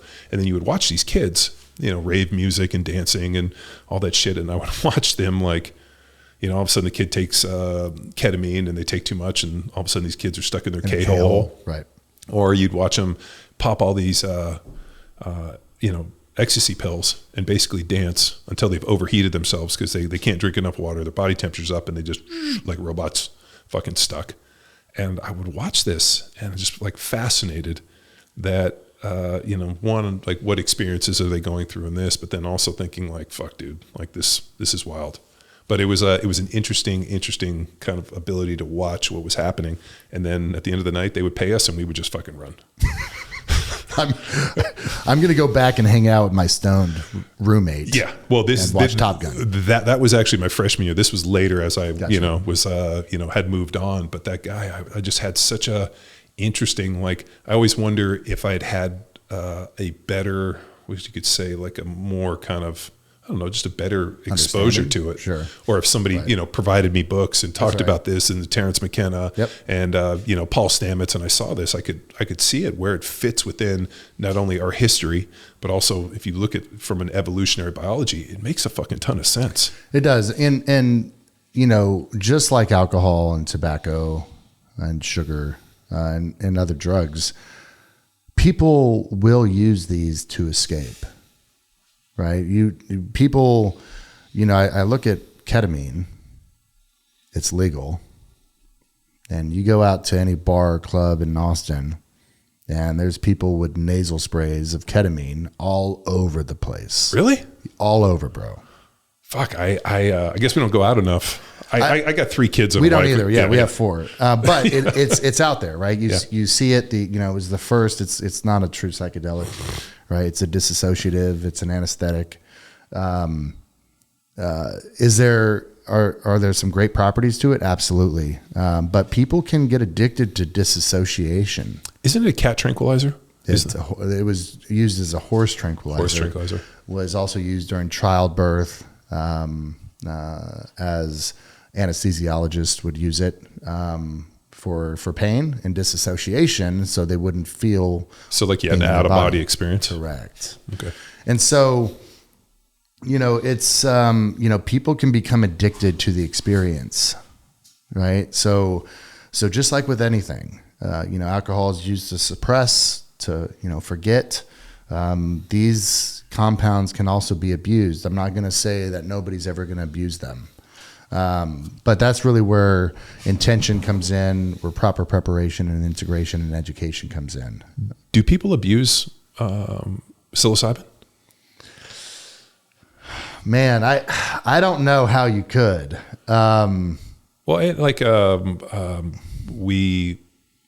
So was it last year? I forgot what. Yeah, last year I got invited with Matt Vincent on this Indian motorcycles. Was launching the Indian motorcycles, and we went to San Francisco and we rode all the way down the coast, all the way to Monterey, and then farther down, and then came up over the top through Bakersfield and ended up in Palm Springs. So it was like 8 days, and I grew up in California. I went to Berkeley, and I've traveled all over California, and I've never ridden a motorcycle from San Francisco to Southern California like that and had somebody pay for it. So it was great. The fucking best. Sitting there with a helmet on, listening to music, riding in that, probably one of the most amazing experiences I've ever had, being able to kick ass on this bike and, do all this. And, it was super cool. And like those experiences, which I'm sure would only be made more rich, with certain things like this, but I mean, like how many people have the ability to do these type of things? So I almost look at it like some of these, maybe these psychedelics as ways for people to have a little vacation, or the ability to like kind of, make the world a little bit brighter, make it a little bit kinder, a little bit easier. And that, that's not abuse to me. I think people, I think humans are looking for connection. I think we're very, I don't go anywhere without my phone. Right. And it's difficult. I forget it all the time. That's amazing. Yeah, no, so when I'm working, outside, like, we've been, like I said, I've been clearing all this land and doing all this. I constantly leave it. And, I fucking have this Apple Watch and I won't wear it. And my wife will be like, I've been trying to get a hold of you. I'm like, we got kids and there's carpools and all this other shit and people are constantly trying to get a hold of me.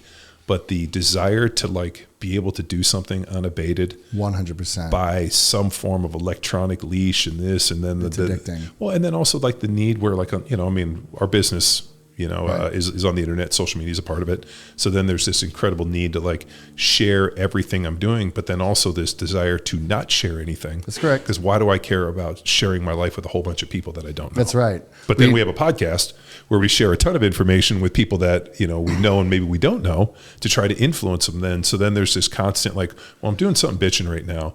Would this influence people in the right way? But then also, I'm also in this mindset where if you have to like look through every experience through a phone, I'm not absorbing the experience. I agree. So I'm like in this constant like Yin angel. and yang. It's a constant pull of like, wishing that I lived 50, 60 years ago where you could go out and cut wood and didn't have to tell anybody about it, opposed from setting up and watching people filming me chopping wood for 10 minutes or an hour, Because it takes us out of the present.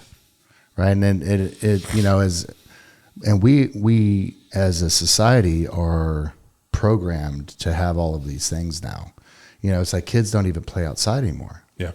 They have all the things. Well, why would you go outside when the world's in your hand? Right. I know. I argue with my kids with this constantly. Tough. It's tough. So we had a last Saturday, I don't know if you know, or you probably did from your house because you live pretty close, but I had a huge burn pit. So I had all these stumps, and so I lit it up at like 6 a.m. and burned the whole day. And it was, bellowing smoke, and, you got to call the fire department ahead of time. So when I moved here, you could burn as will. Then all of a sudden, like they started building all these homes, and next thing you know, the fire department shows up because they think there's a fire, which makes sense.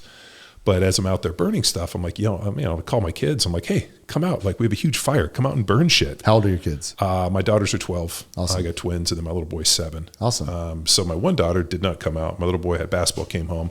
He came over and was like, what can we burn? I'm like, burn anything other than a tire. You can't throw a tire in there. And for 3 hours, he just picked up stuff and threw it in the fire and watched it burn. And that's all I did. That's cool. And I'm like, there's a reason that people have had meetings around fires and this. I mean, everything. Like, I was like, it's great. It's the best part of camping. But the need or the feeling that there's something, this FOMO that you're missing on your phone. I'm like, there's nothing on your phone that's better than this exact moment. And the only thing the phone's going to make you do, especially with social media, is feel like you're not doing enough. That's correct. Because I get stuck in it. That's why we call it, fucking demon scrolling, or, just this constant feeling that everybody's doing more than you and that you're fucking lazy and you haven't done enough because you're not doing this and generating content. Well, and then look at all the body shaming and everything that these young girls are going through with seeing all these, filtered photos of people out there that, I'm not pretty enough. I'm not skinny enough. I mean, it's fueling depression. It's fueling this reality that doesn't really exist. I mean, I'm in this, like, I don't know the proper age on when my daughter's 9, my son's 6. And I have 2 stepchildren that are 17 and 15, or almost 15. But if it was me, I'd be like, I don't want you to have a phone until you drive. Yeah. I don't know the proper, this is such cause I know, I've just seen with my life and just how tied I am. It's a computer in my pocket, right? And so I'm always working, right? And it takes me away from being present with my children and being present with my family, being present in the moment. And that's why it's called a practice. I mean, there's so much more. I'm forever a student, right? And so there's so much more work that I have to do on myself. And I'm always trying to fight with, being present and all these other external forces trying to pull me out of being present. And the interesting piece is you did not even know that this world existed because you were so stuck in this like depression and this loop. And then all of a sudden, hey, you have this experience. And then I imagine those initial experiences with the psilocybin were extremely helpful. But then were there other plant-based medicines that you felt took it to the next level or did more? I mean, I'm just fascinated by the different, people calling ayahuasca the mother and ibogaine the father. And I hear these deals and I'm like, and I asked personally, I'm like, how does psilocybin different from ketamine? How are this? And he's like, I think it, and then Doc's like, well, it's accessing different chemicals within the body and in the brain. And it's doing this and eliciting a different response. But I'm like, well, how do you know that this is the one? Like if the soldiers got fixed with ibogaine, would they get fixed with psilocybin? So yeah, great question. I there's wisdom associated with all these different all these different medicines. Iboga is considered the godfather, ibogaine, the godfather. Wachuma, which is mescaline cactus, San Pedro, you might have heard it referred to as that, is the grandfather. I had a San Pedro cactus. It's beautiful. Somebody gave me one. It's beautiful. And then Rob Wolf, my buddy, was like, dude, you know what we can do with that thing? I know. And I didn't know. I just bought it. Yeah, you can buy it at landscape stores. Yeah, right? it was super cool. It was in a pot. And you can't start getting in trouble with the government unless you boil it down and drink it. Fascinating. Just like you can buy psychedelic mushroom spores legally. You just can't grow them. You just can't grow them. Yeah. So what I'm currently, this is my vision with my sanctuary, is to start building out, customized medicine pathways for people, based on what they're presenting with and what their behavioral patterns are, what their past medical history is, what their relationship patterns are, as we start to navigate through this new paradigm shift, and really start to see if A medicine works better than B medicine given what somebody's presenting with. So it's going to take a lot of people to go through these types of treatments to do that. But I'm going to have a much quicker time than the federal government's going to have. Jesus. Well, right. at the rate they move, it's never going to take forever. Well, would it be like a chemistry thing? Like I always wonder, two people smoke marijuana or, two people drink alcohol. I've seen people, for me personally, alcohol makes me really tired. That's right. So like I have a drink and like instantly I'm like, I'm like, hey, if you want the best version of me, like, let's just go out and drink water. Like I'm fine with a coffee or this and can go out and have a good time. All of a sudden I get real tired if I drink. So for me, it's depressant. But yet I've been with other people that have a drink and they go fucking explode. And next thing you know, their pants are off. And I don't know how to explain it.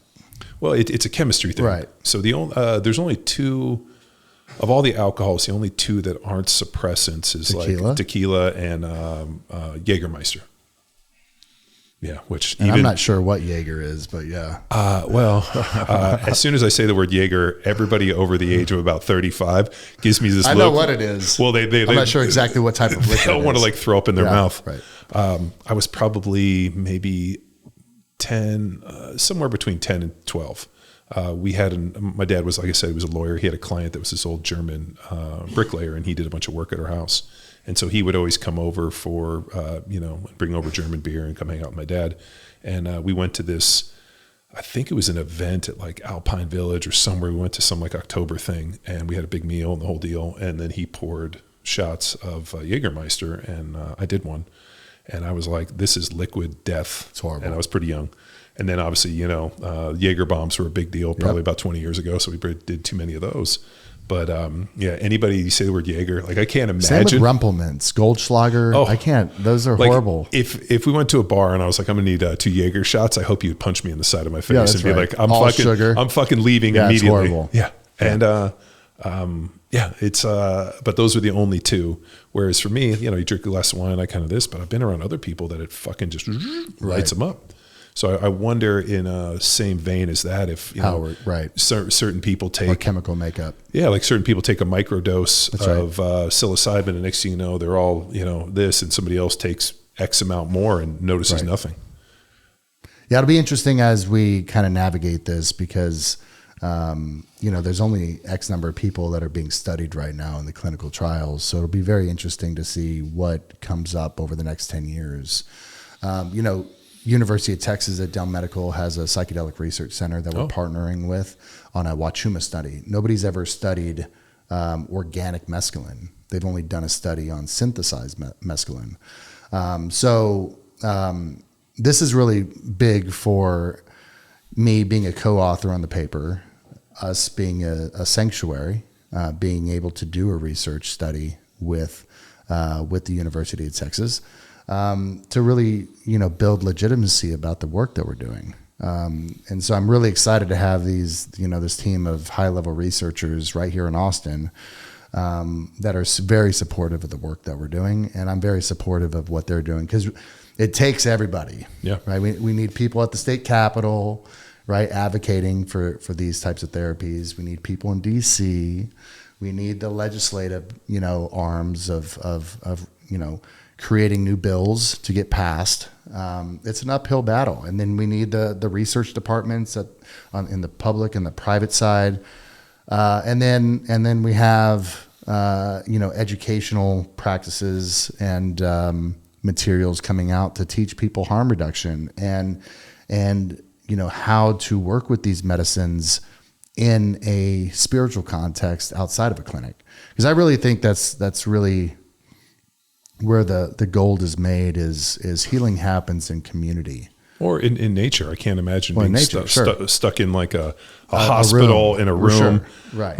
Like it's not a natural setting. No, I've had a gang of surgeries, as an NFL player, and every time I was in the hospital, I had the same exact phobia, almost I don't even know what to call it, but just like something heavy sitting on my chest. You're sitting in this white room and this, and beeping in here, and I'm like, who likes to go to doctors? Fuck no, and right. So it's I always wonder in those clinical settings because they have to control everything, and they probably have the people there and all these fucking electrodes. I'm like, how shitty an experience is that going to be?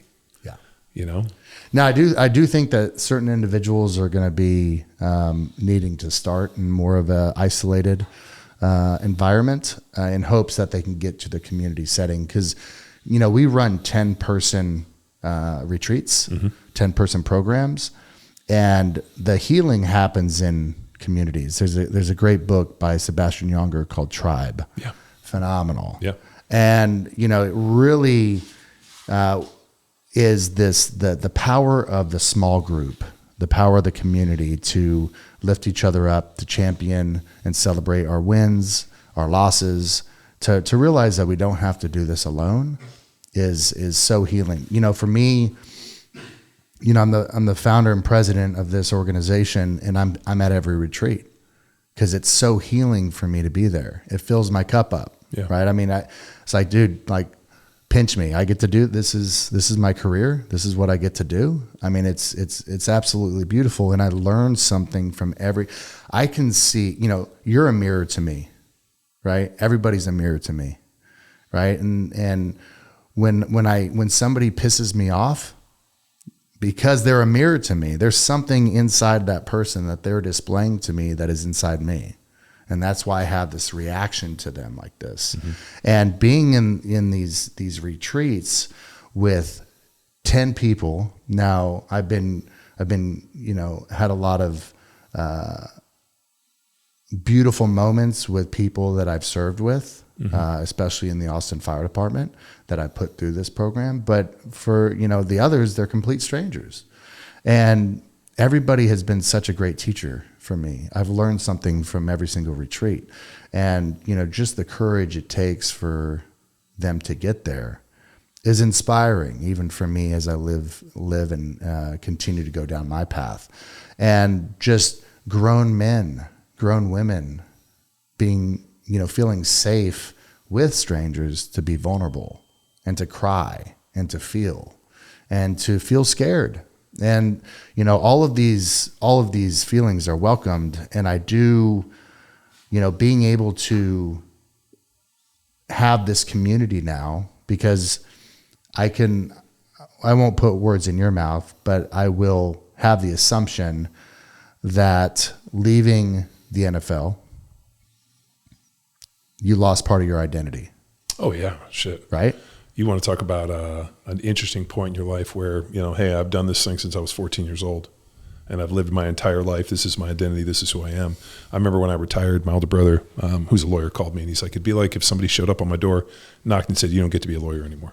All the work you've done, right. Just go fuck off. And there's nowhere else to go. Cause once you retire and it's done, then you have to re-identify yourself and make a pivot and figure out who you are and who you are without all this. Correct. Because, it's like you've identified yourself as I'm a ball player or I'm a Marine or I'm a firefighter or I'm a cop or I'm a lawyer.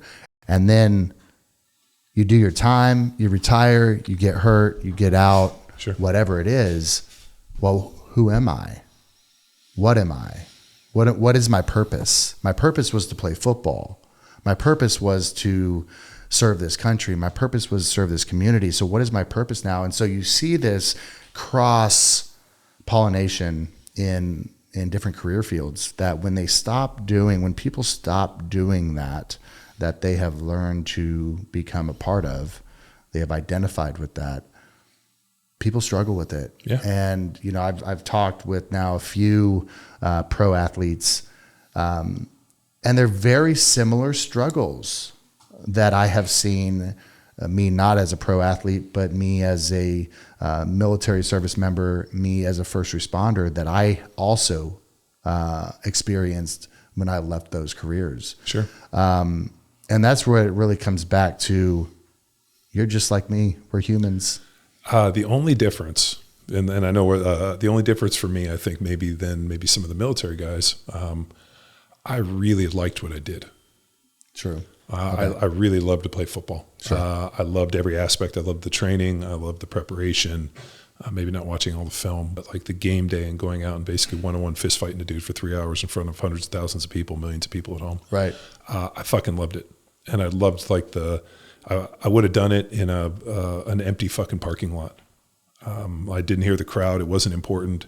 But I just liked the fact that I got to one-on-one fist fight a dude for 3 hours every Sunday in my awesome. game unis. And I liked the violence. I found a lot of like peace and calm, and everything was really quiet and very focused. And it was, there was no distraction. Mm-hmm. It was just you versus this individual, and how good is he? And basically, how sharp is your sword? Have you done enough to be the best? And I fucking loved it. I was addicted to it. And then what happened when you retired? I got hurt. I ended up finished my contract at Kansas City, went to go play for the Patriots, and last preseason game, I ended up kind of jacking up my knee. Figured I'd just say something at the end after the first game because I was vested. I got released. They tried to bring me back. Did a physical, found that I had a piece of bone sheared off of my kneecap that actually was stuck in the joint.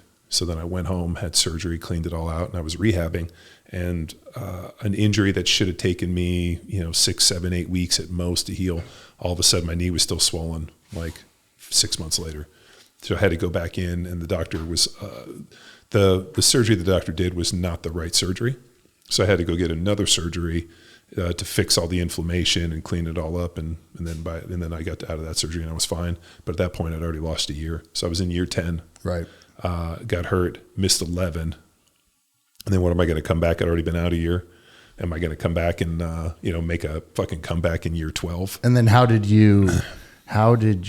was your transformation or reintegration into not being a ball player? So I had a really kind of interesting piece in that I came home from surgery and was sitting on the couch, and I was, the plan was always to go to law school. So I went to Berkeley, graduated in 4 years, got my master's, or didn't actually ever submit my thesis because that's a whole other fucking story. But I was doing my master's education, went to go play, and that had turned into 10 years. And then when I retired, there was a scholarship at Berkeley Law for a guy, Adrian Cragen, who hosted me on my trip there, who was like an 80-year-old dude, been dean of the law school. Still, that conversation at 17, 18 years old is still super impactful for me today.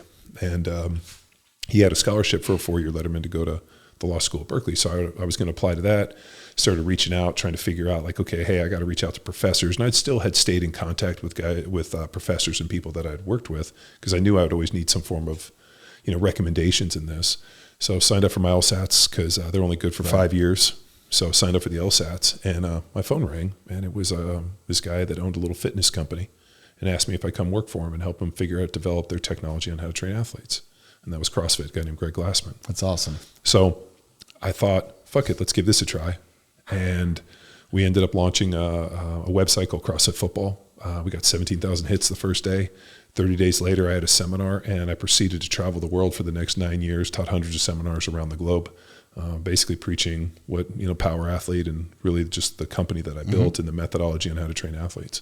So I traveled all over the world teaching for CrossFit, and also doing Power Athlete and doing a bunch of like contracting for the military and programming. That's great. Yeah, I mean, so that was your path. I didn't really have much time to sit around and feel sorry for myself. And I just, kind of just didn't even really process it. Just fucking went into this. Well, it sounded like, you went from one purpose to another purpose. Yeah. No, I mean, there wasn't much time. I've never, I'm going to fuck up the poem, but it's a Robert Frost. I never saw a wild thing feel sorry for itself. Bird, freezes and, that's right. Freezes. So I've always subscribed to that where like, we're the only species on the planet, maybe dogs, horses get sad, but like for the most part, like we're the only species that feel sorry for ourselves. That's right. And feeling sorry for myself wasn't going to help me in any way other than, lead me down a negative path. And I saw guys that I played with that were addicted to painkillers and were just kind of what it looked like if they were running from the reality of like, I don't get to do this fucking, imagine you have the most, like you were beaming talking about your job, right? And this is like what you've trained your entire life to do. And then all of a sudden somebody picks up a phone and goes, you don't get to do this anymore. Go fuck off. And that's how it's done. Right. Like you fucking die, multiple surgeries, bust your ass. And then all of a sudden these people call you and go, hey, you know what? You're done. We're not going to go with you anymore. Number. Yeah. Right. And then they give your number to somebody else. So it's a pretty, like at first, like I remember I got the call and I fucking just I remember that night I went out and I went home and I like laid in bed and I'd get up every morning, like between 5:30 and 6. So I'm pretty religious, get up and train and do everything and get up. And I remember I laid there until like 9 o'clock and my mom called me and she's like, what are you doing? I'm like, I'm laying here in bed. She's like, you're still in bed at 9 o'clock? Are you depressed? I was like, no, I'm sitting here trying to figure out what the fuck I'm going to do with my life. And that was a really interesting piece of like, what do I look like without this? What do I look like? This has been my identity. I was 32 years old. This has been my identity since I was 14. This is all I've ever done. This is all I've ever wanted to do. This is all I was ever, I was good at other things, let's say. But for the most part, like this is what I really enjoyed to do. And then there's this idea of like, oh, you should go coach. And I was like, fuck. That's like being like a director in a porn movie almost, right? You're like, oh, these hot chicks. Like I don't get to fucking, I just got to sit there and watch it behind the screen. It's like watching people play chess. Yes. I don't want to watch fucking people play chess. I want to play chess. I want to play chess. Right. Like I coach people and we train and do all this, but like, I'm still, I go back and forth on this. Like I'm not necessarily a coach per se. I'm a pretty good athlete that can work with other athletes to make them incredible. Yep. So whether or not I'm training or working with them, like ask Jacob, like I fucking do everything just because like I'm not over there with a clipboard and fucking a hat and a whistle. That's not me. I'm like, I'm a lead from the front. Even if I coach football, I'd be out there fucking in cleats. Hey, this is what I need you to do. And I'll demo it. Now you do it. Sure. So, coach to me was always the fucking guy that was standing there, yelling at me while I was sweating and working. And so I've never really accepted that. I mean, even, at jiu-jitsu, the guys that I train and the guys that I work with or who are some of the best in the world, I mean, they're in their gis and they roll. I mean, it's not like, and they joke and they're like, coach. And I'm like, and so now I've kind of taken a different approach, but like in the same right, like I'm still training. I'm still doing all these things. I'm not like standing back behind a screen trying to fucking do this. And so, I just kind of went into this deal with strength and conditioning and performance in this because it was something that I'd always done. It was a vehicle to allow me to do my job better. So I became obsessed with it. How to eat, how to train, how all of these pieces were just pieces that I was trying to assemble to make me better at what the tasks that I wanted. And then when I got out, I realized that people were interested in the pieces. Sure. And so when I went out and I was teaching all this, I had a really hard piece because I was like, all of this is meant to be used for something for greatness. I'm not giving you these pieces. I'm not talking about nutrition and training and plyometrics and jumps and run. All of this is the accumulation of all this to make you really fucking lethal. And, whether that lethality is the guys we train at, development group or, the, pro BJJ guys or fighters or any of the pro athletes or Olympians we've worked with. Or just your neighbor. Yeah. Yeah. Or just, yeah. Or, hey man, you got my back? Yeah. My, like I said, my buddy Matt comes over and trains. He was wrestled heavyweight at Cornell and then wrestled his 6 year at Hofstra. And, he's a fucking bond broker now or a bond trader. Yeah. That's awesome. So he shows up and we bang weights because, he fucking, the only thing he liked to do in this world was wrestle and play football. Mm-hmm. And now he's like, now we do this other shit, but it's, it was fascinating to me when Greg Glassman reached out and for all of Greg Glassman's insanity, and I don't know if you know him, like super sharp dude, had a very keen perception on what was happening in the world. Now, he's a true cult leader in that, there's a lot of broken pieces associated with that, probably negatively affected his business. But at his core, he did more to put barbells in people's hands than anybody else, which at the end of the day, you're a better person for lifting weights than if you're not. Sure. So we traveled and that was the sermon that I taught. That was the homily. I mean, all these pieces of like, you build yourself under adversity, and the greatest way I can do it is in the gym. But at the end of the day, for me, it was a step further where it has to be ported to something. Like, I don't work out just to work out. I work out because I need something to use it for. It's like, I'm not going to just go out and learn to shoot the pistol. I'm using the shoot the pistol because I might need to use the pistol one day. I'm not going to jiu-jitsu just because I think it's a good workout. It's because I need to go out and try to fuck up people, and not that I'm going to necessarily run into people that I need to, because there's not many 6'5", 300, 260-pound dudes, but those are the guys I train with. Right.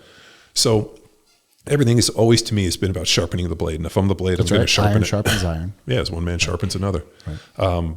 But that sharpening, both mentally, emotionally, physically, all these other things, I mean, spiritually, that's why the plant-based medicine and like the psilocybin and all these other things have always just been so fascinating to me, because is there a way to sharpen myself, to make myself more human, more adapted, more optimized, a better father, a better husband. I watch people that are, I know why people get divorced, 100%. They stop talking. They stop, they lose respect for each other. My dad, like I said, as I told you, was an attorney. He did like gnarly murder one stuff. Early in his career, he did some family. And he's like, it was easier to go represent murderers, rapists, and killers than families, than to do families and divorces. He's like, the ugliness I saw in divorce, I didn't want anywhere near my life. Yes. And and when I asked him, he was married 55 years to my mom. I said, Dad, what do you think the secret to being married for 55 years is? And he's like, looks fade, jokes get old, the cooking, he's like, believe me, after a while. But he said, the one thing that doesn't, as long as you have respect for your partner. That's when I noticed, when I did the family stuff, that when all of a sudden people lost respect for each other and they talked to themselves really ugly, and they said things that were just like, holy shit, I can't believe you said that to your significant other. He goes, when you lose respect, it's over. And there's no coming back. If the wife doesn't respect the husband and she's a fucking, battle axe on him, and he doesn't respect her and fucking slaps her around or runs around or doesn't respect the covenant, he goes, that's when it ends. That's right. So a big part of, I took that piece not only for, my marriage and my family, but also for life. Like, as long as I respect all these things and I pay it the due, whether, respect my body, respect all these other things. And as long as I don't fucking disrespect, nature. I mean, I try to leave everything better than when I found it, whether it be people, whether it be cars or equipment or land or whatever. I mean, the podcast too, I feel that I'm headed in the right direction. Where I get bummed out is when people leave shit worse. Like, you go camping and all of a sudden you go out into nature and you see trash everywhere. Right. And I'm like, are you fucking kidding me? Like this, like you just have it, like you can just willingly just throw shit out there into nature expecting somebody else to pick up. I mean, like I said, dude, I work my ass off to manage this property, knowing full well that one day probably a developer will buy it, scrape the entire thing and put up a bunch of homes here. And I'll drive by and a little piece of me died knowing how many hours I put into it. But I did the part that I was supposed to. That's right. I respected it. And the one thing that's been fascinating too with, I think people lose sight of that, and they lose sight of purpose. They do. And I have always, not always, because I've just kind of started researching all this, is it connects you back into something, like whether it be a collective consciousness within nature. But everything that I've ever read, from whether it be the ibogaine, I could be fucking it up, but ayahuasca and this, there's always this interesting form of like nature and back to earth. And like people come out with like a greater respect for different things. And I think you maybe less of an asshole. I think we start to, you start to get back to that little boy inside of you, that little boy inside of me, to where you start to have joy again. And you do, in these altered states of consciousness, realize that we're all connected. You and I are connected. Us and nature is connected. So to have this, I think it's funny that you drove down my road and you're like, man, I've seen that rusty truck for years. Oh, dude, I've been out here since 2013. Oh shit. I've seen it. I started out in Spicewood, and then we've been out here since we moved in. 2021, but then I lived in Vistancia before that, back in 2018, 2017. So, it's, there's not a, there's some older properties around here that you've seen, but you never know who lives there. Yeah. I mean, the Frito-Lay's grandson has a monstrosity right off of Hamilton Pool. Yeah. And so, you always wonder who lives around these towns. So, I'm glad you're one of the, you were here before all of this. Yeah. So. Well, I'm pre Joe Rogan. Right. So when I break Austin into pieces, I ask people, are they post? are you pre or post Joe? Pre or post. Yeah. It's like, are you BCJR? I mean, or are you after? Right. Because so this, as you know, because you were here, but the pre Joe Rogan, I mean, none of these developments existed when where our building is. When I stood there, I could, there was no school. I could see 3 houses for where Terra Colinas is, down by the water tower. So, I mean, it was all open. And now they've built a school, they built that road, and that road actually, it's pretty funny. I was pretty bummed about the road because we used to go. Vale Divide? Yeah. God, I love that road though. So where Vale Divide is, I used to, I hunted all back there because that's like our property butts up to it. And then that's my neighbor's property. So we would drive this side by side and there was an amazing, so as you're driving to the right, that field right there was like, I can show you pictures. Like I would take my kids back there and walk them when they demoed it. Yeah. And they ran, that goes right on my property line. And I remember. So that is your property right there. Yeah. So when to you're the left, so when you're driving to Hamilton Pool, right on the right, that's my neighbors with all the cedars. And then as soon as you get to where the creek is, that's all my creek and all there. So that's all our property. Okay. So it butts right up. But that was our playground. That was where we went out. I had my stands out there, and then I was bummed. My buddy, who's a real estate agent, my buddy Thad, was like, dude, do you know what this fucking road has done for your property? He's like, dude, this is the best thing that could have ever happened. People want to live close to roads and schools, not you fucking weirdo. Well, and it cuts off about 7 minutes for Doc to get here. That's assuming Doc is going to show up. I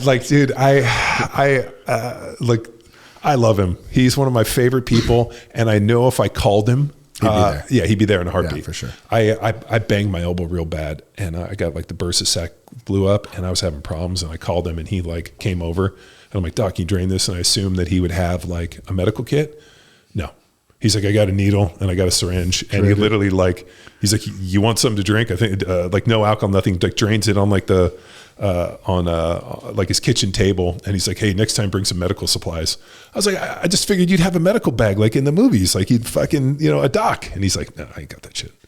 He's the best. But yeah, that's the Vale Divide and the school that they've done. It's incredible for the neighborhood. It is. But they, where you guys live up, in Provence, and then all of a sudden, now what they're all building, those places are huge. I drove back there and was like, fuck.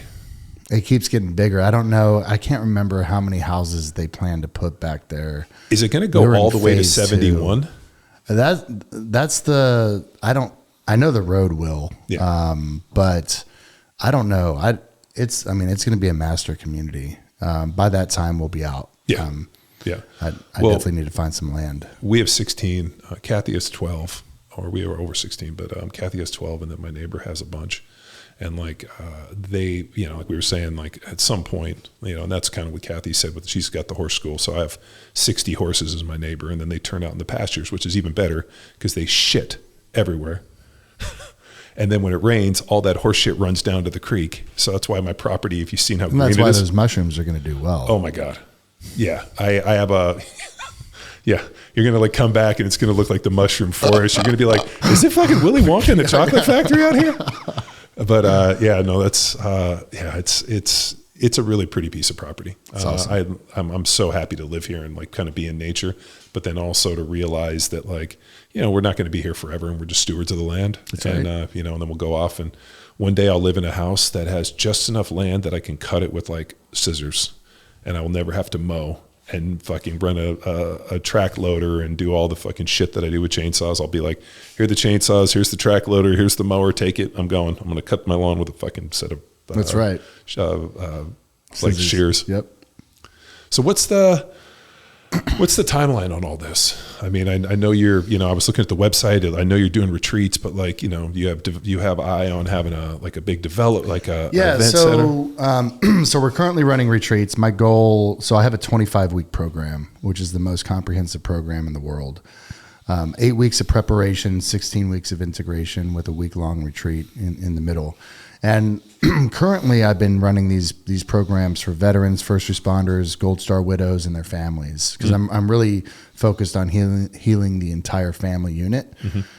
Because I mean, I look at my previous marriage. There was a lot of stuff that I impacted on my ex-wife, just straight up projection, right? Not knowing how to get out of my loop.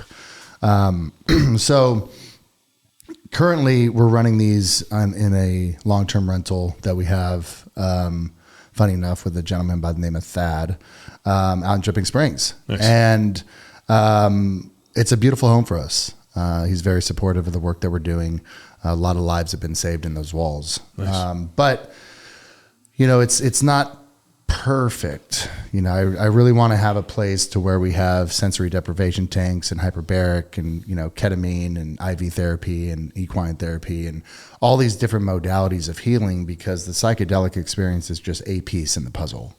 And really, once we get through the trauma lens, people can come back and really start to learn more about themselves and become optimized, really looking for human optimization. I think this is why Doc is so obsessed with what I'm doing, because he as well as a visionary. Yeah. And so for the first time, I've been doing this for a year now, and everybody that is from the service communities goes through this program free of charge. It is our turn as a country to serve these people. And I will die by that. I'm not here that, hey, thanks for your service. Thanks for keeping our community safe. And I'm going to charge you now to heal from your wounds of service, these invisible wounds that you're walking through silence with. So for the first time, starting in January, end of January, I'm opening up a sister sanctuary called Illuminated Hearts. And that's going to be for civilians, athletes, entrepreneurs, C-suite, as well as traumatized civilians to come and commune with these sacraments for their different reasons. For it could have a trauma lens, and it could be that they just want to learn more about themselves and they want to grow. So these types of experiences will be paid by the civilian sector, and then the proceeds from these experiences will go to fund healing grants for veterans and first responders. Nice. So it's going to all be under the 501c3, so everyone will get a tax deduction from it. And it's a way for us, because I really want this to be accessible for everybody. Sure. Given that they go through a medical intake and that this is the right fit for them, this should be accessible. Next year, I'm going to start a capital raise, and we're going to start buying dirt. It's going to be within 2 hours. I would love some water on there. And really a place to where we can build our first home for the sanctuary, and possibly some other partners that want to be on this land, but really want a haven, right? A place to where people can find refuge, like places, a place to where we have a homeless veteran who wants to work on the land and be given a sanctuary there. I really want us to just build a community, and that's what we're currently building. It's going to take me a couple years to build out that healing center, but the idea would be to scale it and to put a few of these around the country to force multiply the people that we're helping. My goal is to get suicide to zero. Do I get there? I don't know, but I'm going to die trying. And when I originally started Heroic Path to Light, I had lost 15 friends to suicide up to that point. And I'm like, man, if I can just I can't turn back time and save any of my friends, but if I can save one life, the whole fucking thing's worth it. Sure. Right? And I have seen the light come back on in people's eyes instantly. Like, I shit you not. Nothing worked for me. All the pharmaceuticals I was on, all the talk therapy, nothing worked. right? And it about cost me my life. One time with mushrooms, got me out of the loop. Wow. And I have seen this over and over and over again with people that I'm very close with, people that have come to me in despair. Hey, this is my last ditch effort. If this doesn't work, I'm going to kill myself. And these dudes are off their medications. These dudes don't want to die. Their family life's better. They're not drinking. You have got to look at this and be like, what on earth is going on here? I mean, these are people that have tried everything. And when they come to me, this is it. They're at the end of the rope. This is either going to work or it's not. If you can integrate properly from these experiences, you can create life-lasting change, right? And what's so good about these medicines is the neuroplasticity period from the time that you dose, time that you commune with this medicine. Different medicines have different windows, but you have an opportunity to create new habits, right? And you are not in this loop anymore, right? It's like, boom, that's severed. You can address what's happened to you as part of your story, different perception. And the shift happens to where now you can start doing some breath work. You know, I write 3 things down every day. I start my day like this every day. It's ritualistic for me now. 3 things that I'm grateful for. I used to think about like, what's wrong in my life, right? And I just shifted it. It's like 3 things, and it could be the same thing every day, whatever. But it's a practice of writing down, seeing, verbalizing what on earth I'm grateful for. And then doing a breathwork exercise, right? Doing some yin yoga, right? I have trouble getting to a pretzel, but I do some yin, right? So, you know, and now my day's ready. I'm clear-headed, right? I'm optimized. I feel good. My energy spikes, and now I can start. And it took me having these experiences, and also took people to get in my life to show me how to do this. Sure. Right. I needed some mentors. I needed some community members to teach me this, but that's really the magic of community. I'm not trying to recreate the wheel, but there are incredible people out there, to include yourself, that specialize in different things. Yeah.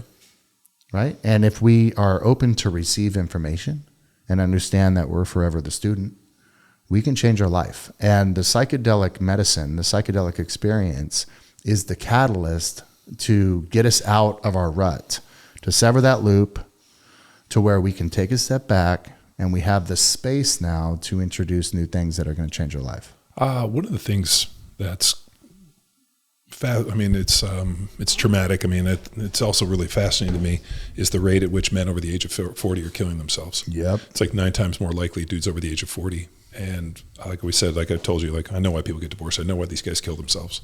There's this weird feeling of like, I'm alone. I don't know who I am.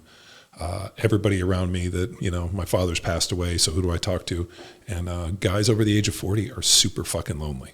You know, women are great about keeping community and having friends and doing this. Dudes are awful at it. That's right. Right. They almost become these like lone kind of wolves where like now all of a sudden, and I really chalk it up to neuroplasticity or a lack of neuroplasticity, that there's a time in life when they crystallized. And it's usually when, if you look at pictures where their haircut fucking hasn't changed. You meet a dude that's 50, he's had the same haircut since he's 26.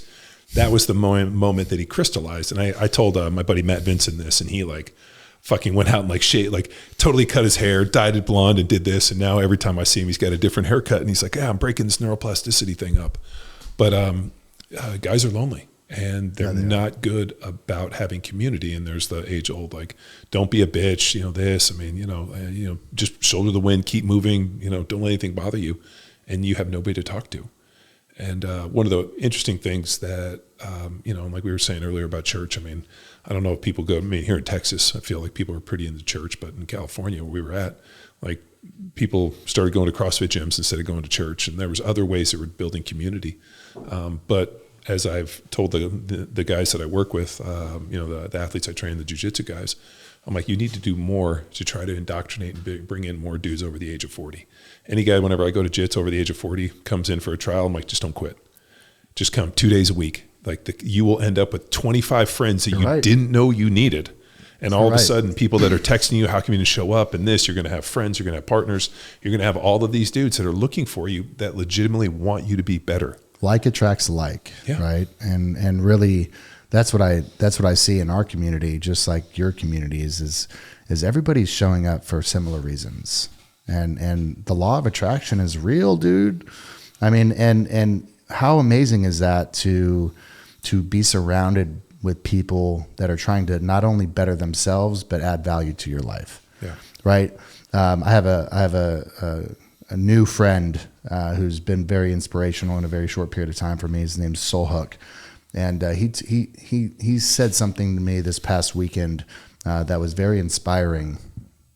And it was, if I can't take you everywhere, I can't take you anywhere. And I'm like, bro, did you make that up? Sounds like kids. I'm like, did you make that? I was like, but it's so true, right? I mean, as I've gotten older, I have put more time in really removing people in my life, and allowing space for those that want to see me succeed, and that want to be a part of my life and add value and have meaningful conversations. And I have to thank the work that I've done by allowing me to have this awareness, because when I was isolating myself in trauma, dude, I had some really toxic people in my life. Yeah, but like they're like the people in the marching band. Like they're like the drum majors that aren't playing the instrument, but they're there to fucking hype people up. That's right. So when you're in a negative, bad place, you'll have a lot of people fucking in the marching band. Yes, you will. And then all of a sudden you get to a better place and you're like, hey man, I don't like any of this behavior. And, then you end up but then what happens too is guys get married, they have kids, and next thing you know, you're working a job in here and you're isolated, and all of a sudden you do a shitty job. I mean, a lot of the guys that I really liked that I played in the NFL, I just haven't stayed in contact with because my life just went in a completely different direction. And I felt that if I stayed really current with those guys, like I would just be another hanger-on or another ex-player that was just there in the fucking marching band. Can't hang up the cleats. Yeah. Like, I'm at the fucking game. You're like a cleat this. chaser. Yeah, you're. I just didn't want to be in I just didn't want to be someone's shadows. Yeah, or even like, like, hey, and I purposely didn't show up for when I needed to. And I probably burned some bridges because there were some guys that had some amazing things I got invited to. And just this feeling of like, I don't want to be somebody in your marching band. I did this job. I was great. I love you as a human. Hopefully we can reconnect. And then, for me, if I don't hear from somebody for 10 years and they reach out, or, all of a sudden you get together and it's like time hasn't passed. That's right. And all of a sudden you're like, you're living your life, I'm living your life, but we can still have a great conversation. That's how I know. I have friends that are like bitter, like, oh, you this, man. I'm like, dude, it's not by choice. I'm just fucking doing shit. I got 3 kids. I got a wife. I'm doing all these things, and I'm sorry I didn't do a better job of staying connected. And, I think the one thing that social media has done well, and, our phones is texting, and I get like 400 memes a day from all these people on DMing and this, and it's great, but it's also overwhelming. That's right. Because, and you went back and you mentioned the book Tribes. I mean, what is it, like max 150 inputs that we can absorb? It's maybe less. That's right. So it's been 10 years since I've read that book, but I do remember we have about capacity for about 150 different inputs and relationships. Like outside of that, like there's no way. And even at 150, how could I handle 150? But and then people are like, oh, that's a ton. All you got to do is go through your text messages and count how many people that are texted like this. And I'm afraid to actually do this research. I'm gonna look. I mean, in any given day, how many texts do you think you get? I'm as I'm sitting. I mean, for real. Let's look. All right, so I'm sitting here right now, and as we've had this bitchin' 2-hour conversation, I have 32 unread ones. There you go. That have just within this time. Yeah, right. 2 hours. Yeah, in 2 hours. So that's the amount of people, and that's not even Instagram or DMs or right. this. And it's Like I went out, like I said, I did the burn pile and was doing shit all day from 6 a.m. till 6 o'clock at night on Saturday. And like you come in and you're like, there's like, 400. 10 from your wife. Yeah. And well, she knows exactly where I am because she can see the fire, but she like, and she came out, which was cool, and came out and like, cool. Hung out. But it's not for want. That's right. You wish you had time to invest in every single person. That was amazing. But unfortunately, you're kind of in this like rat race a little bit where it's like, I got to get X amount of work done so I can feed my family and keep paying bills. And I got a property to manage and, podcasts to do and training and all these other pieces. And you get to the end and you're like, I remember my wife and I go to sleep every night and we're like, maybe tomorrow will be less. I'm telling you. And it's not. Times used to be simpler. Well, I always thought that too, with all the technology and all the automation and everything, that it would get easier. We would somehow get more time. But for all of the time saving we have, nobody has any time. Like a friend of mine, Dave Spann, hit me up. He's like, "Hey, dude, you want to get a coffee?" I'm like, come over. We'll cook you coffee here. I don't have time, I'll make you a coffee here. I got all this shit to do. I don't have the time because what's funny here in Texas is nothing's close. That's right. He's like, "Hey, I'll meet you down at Mazama." I'm like, "Ooh, it's in Dripping. That's a 20-minute drive." And then I'll be there for 20, like, dude, it's 2 hours out of my day. I don't have time. I don't have 2 hours to cut out, but I need to go rap with my friend. So then I'm like, well, if you're driving by, hit me up. I'm here. And it's just, man, it's hard. It sounds like such a bitch move too. As I'm saying it out loud, I'm like, I'd be listening to this being like, shut the fuck up, John. Like it's like, there's people that you need to invest in. We do our best. Well, and I try to remind people, especially if I haven't seen, like, and I just, God, I'm trying to think of where I was, where I just saw somebody I hadn't seen in years, and it was just like two old friends. And I even told them, I'm like, dude, that's the strength of, I assume you're doing great shit. Fill me in. Let's talk. Mm-hmm. And we don't have to see each other every day. It might even be a year or so, but like, when we're there, it's just as good as it always was. And then when I meet people that are mad at me about it, I'm like, fuck, dude, I just don't have time for you to be mad at me. And I don't have the emotional capacity to effectively have you be mad at me. So I'm just going to fucking smoke bomb. And that's a shitty deal. So maybe we can get more plant-based medicine in the world. Maybe make people a little kinder, a little more gentle. I mean, I don't see a negative associated with it. Oh no, I don't either. I think even challenging experiences have positive effects. And I think as long as we can really reiterate harm reduction, the power of intention, as to why we're even doing this in the first place, there's not a negative effect. You made a great point about disassociation, and I wonder how many people are exploring these things because they want to somehow separate from the ugliness and like, oh, my life's fucking stressful. I'll just do this as a mental, emotional vacation. And that's the way I kind of looked at like drinking alcohol. Like, I've had a hard week. Let me just get fucked up, and at least I'll be able to erase some time. But then it's there tomorrow. Yeah, that's a funny thing. It never fucking goes away. I know. It's like taxes and paying bills. Like every month, you got to pay them. That's right. So if people want to get more information and they want to plug in and they're interested, how do they go about it? Yeah, they can reach out to us at Heroic Path to Light. So you can reach out to inquiries at heroicpathtolight.org. You can email me personally, Justin at heroicpathtolight.org. And then with the introduction of our civilian program, please reach out to programs at illuminatedhearts.org. Would love to be able to provide access to everybody in this country here legally in a safe container. So sounds great, man. Look forward to it. Thanks for coming on. Absolutely. Thank you for having me, John. Yeah, thanks for another episode of Power Athlete Radio. See you. Hey there, Power Athlete Nation. Big shout out to all the heavy hitters who stuck around till the final whistle. If you've been soaking in the knowledge bombs and epic tales we've been dropping for free, here's your chance to be a game changer. Swing by kofi.com/powerathlete and toss a few bucks our way to keep the podcast fueled and firing on all cylinders. That's ko-fi.com/powerathlete. Your support makes a difference. See ya.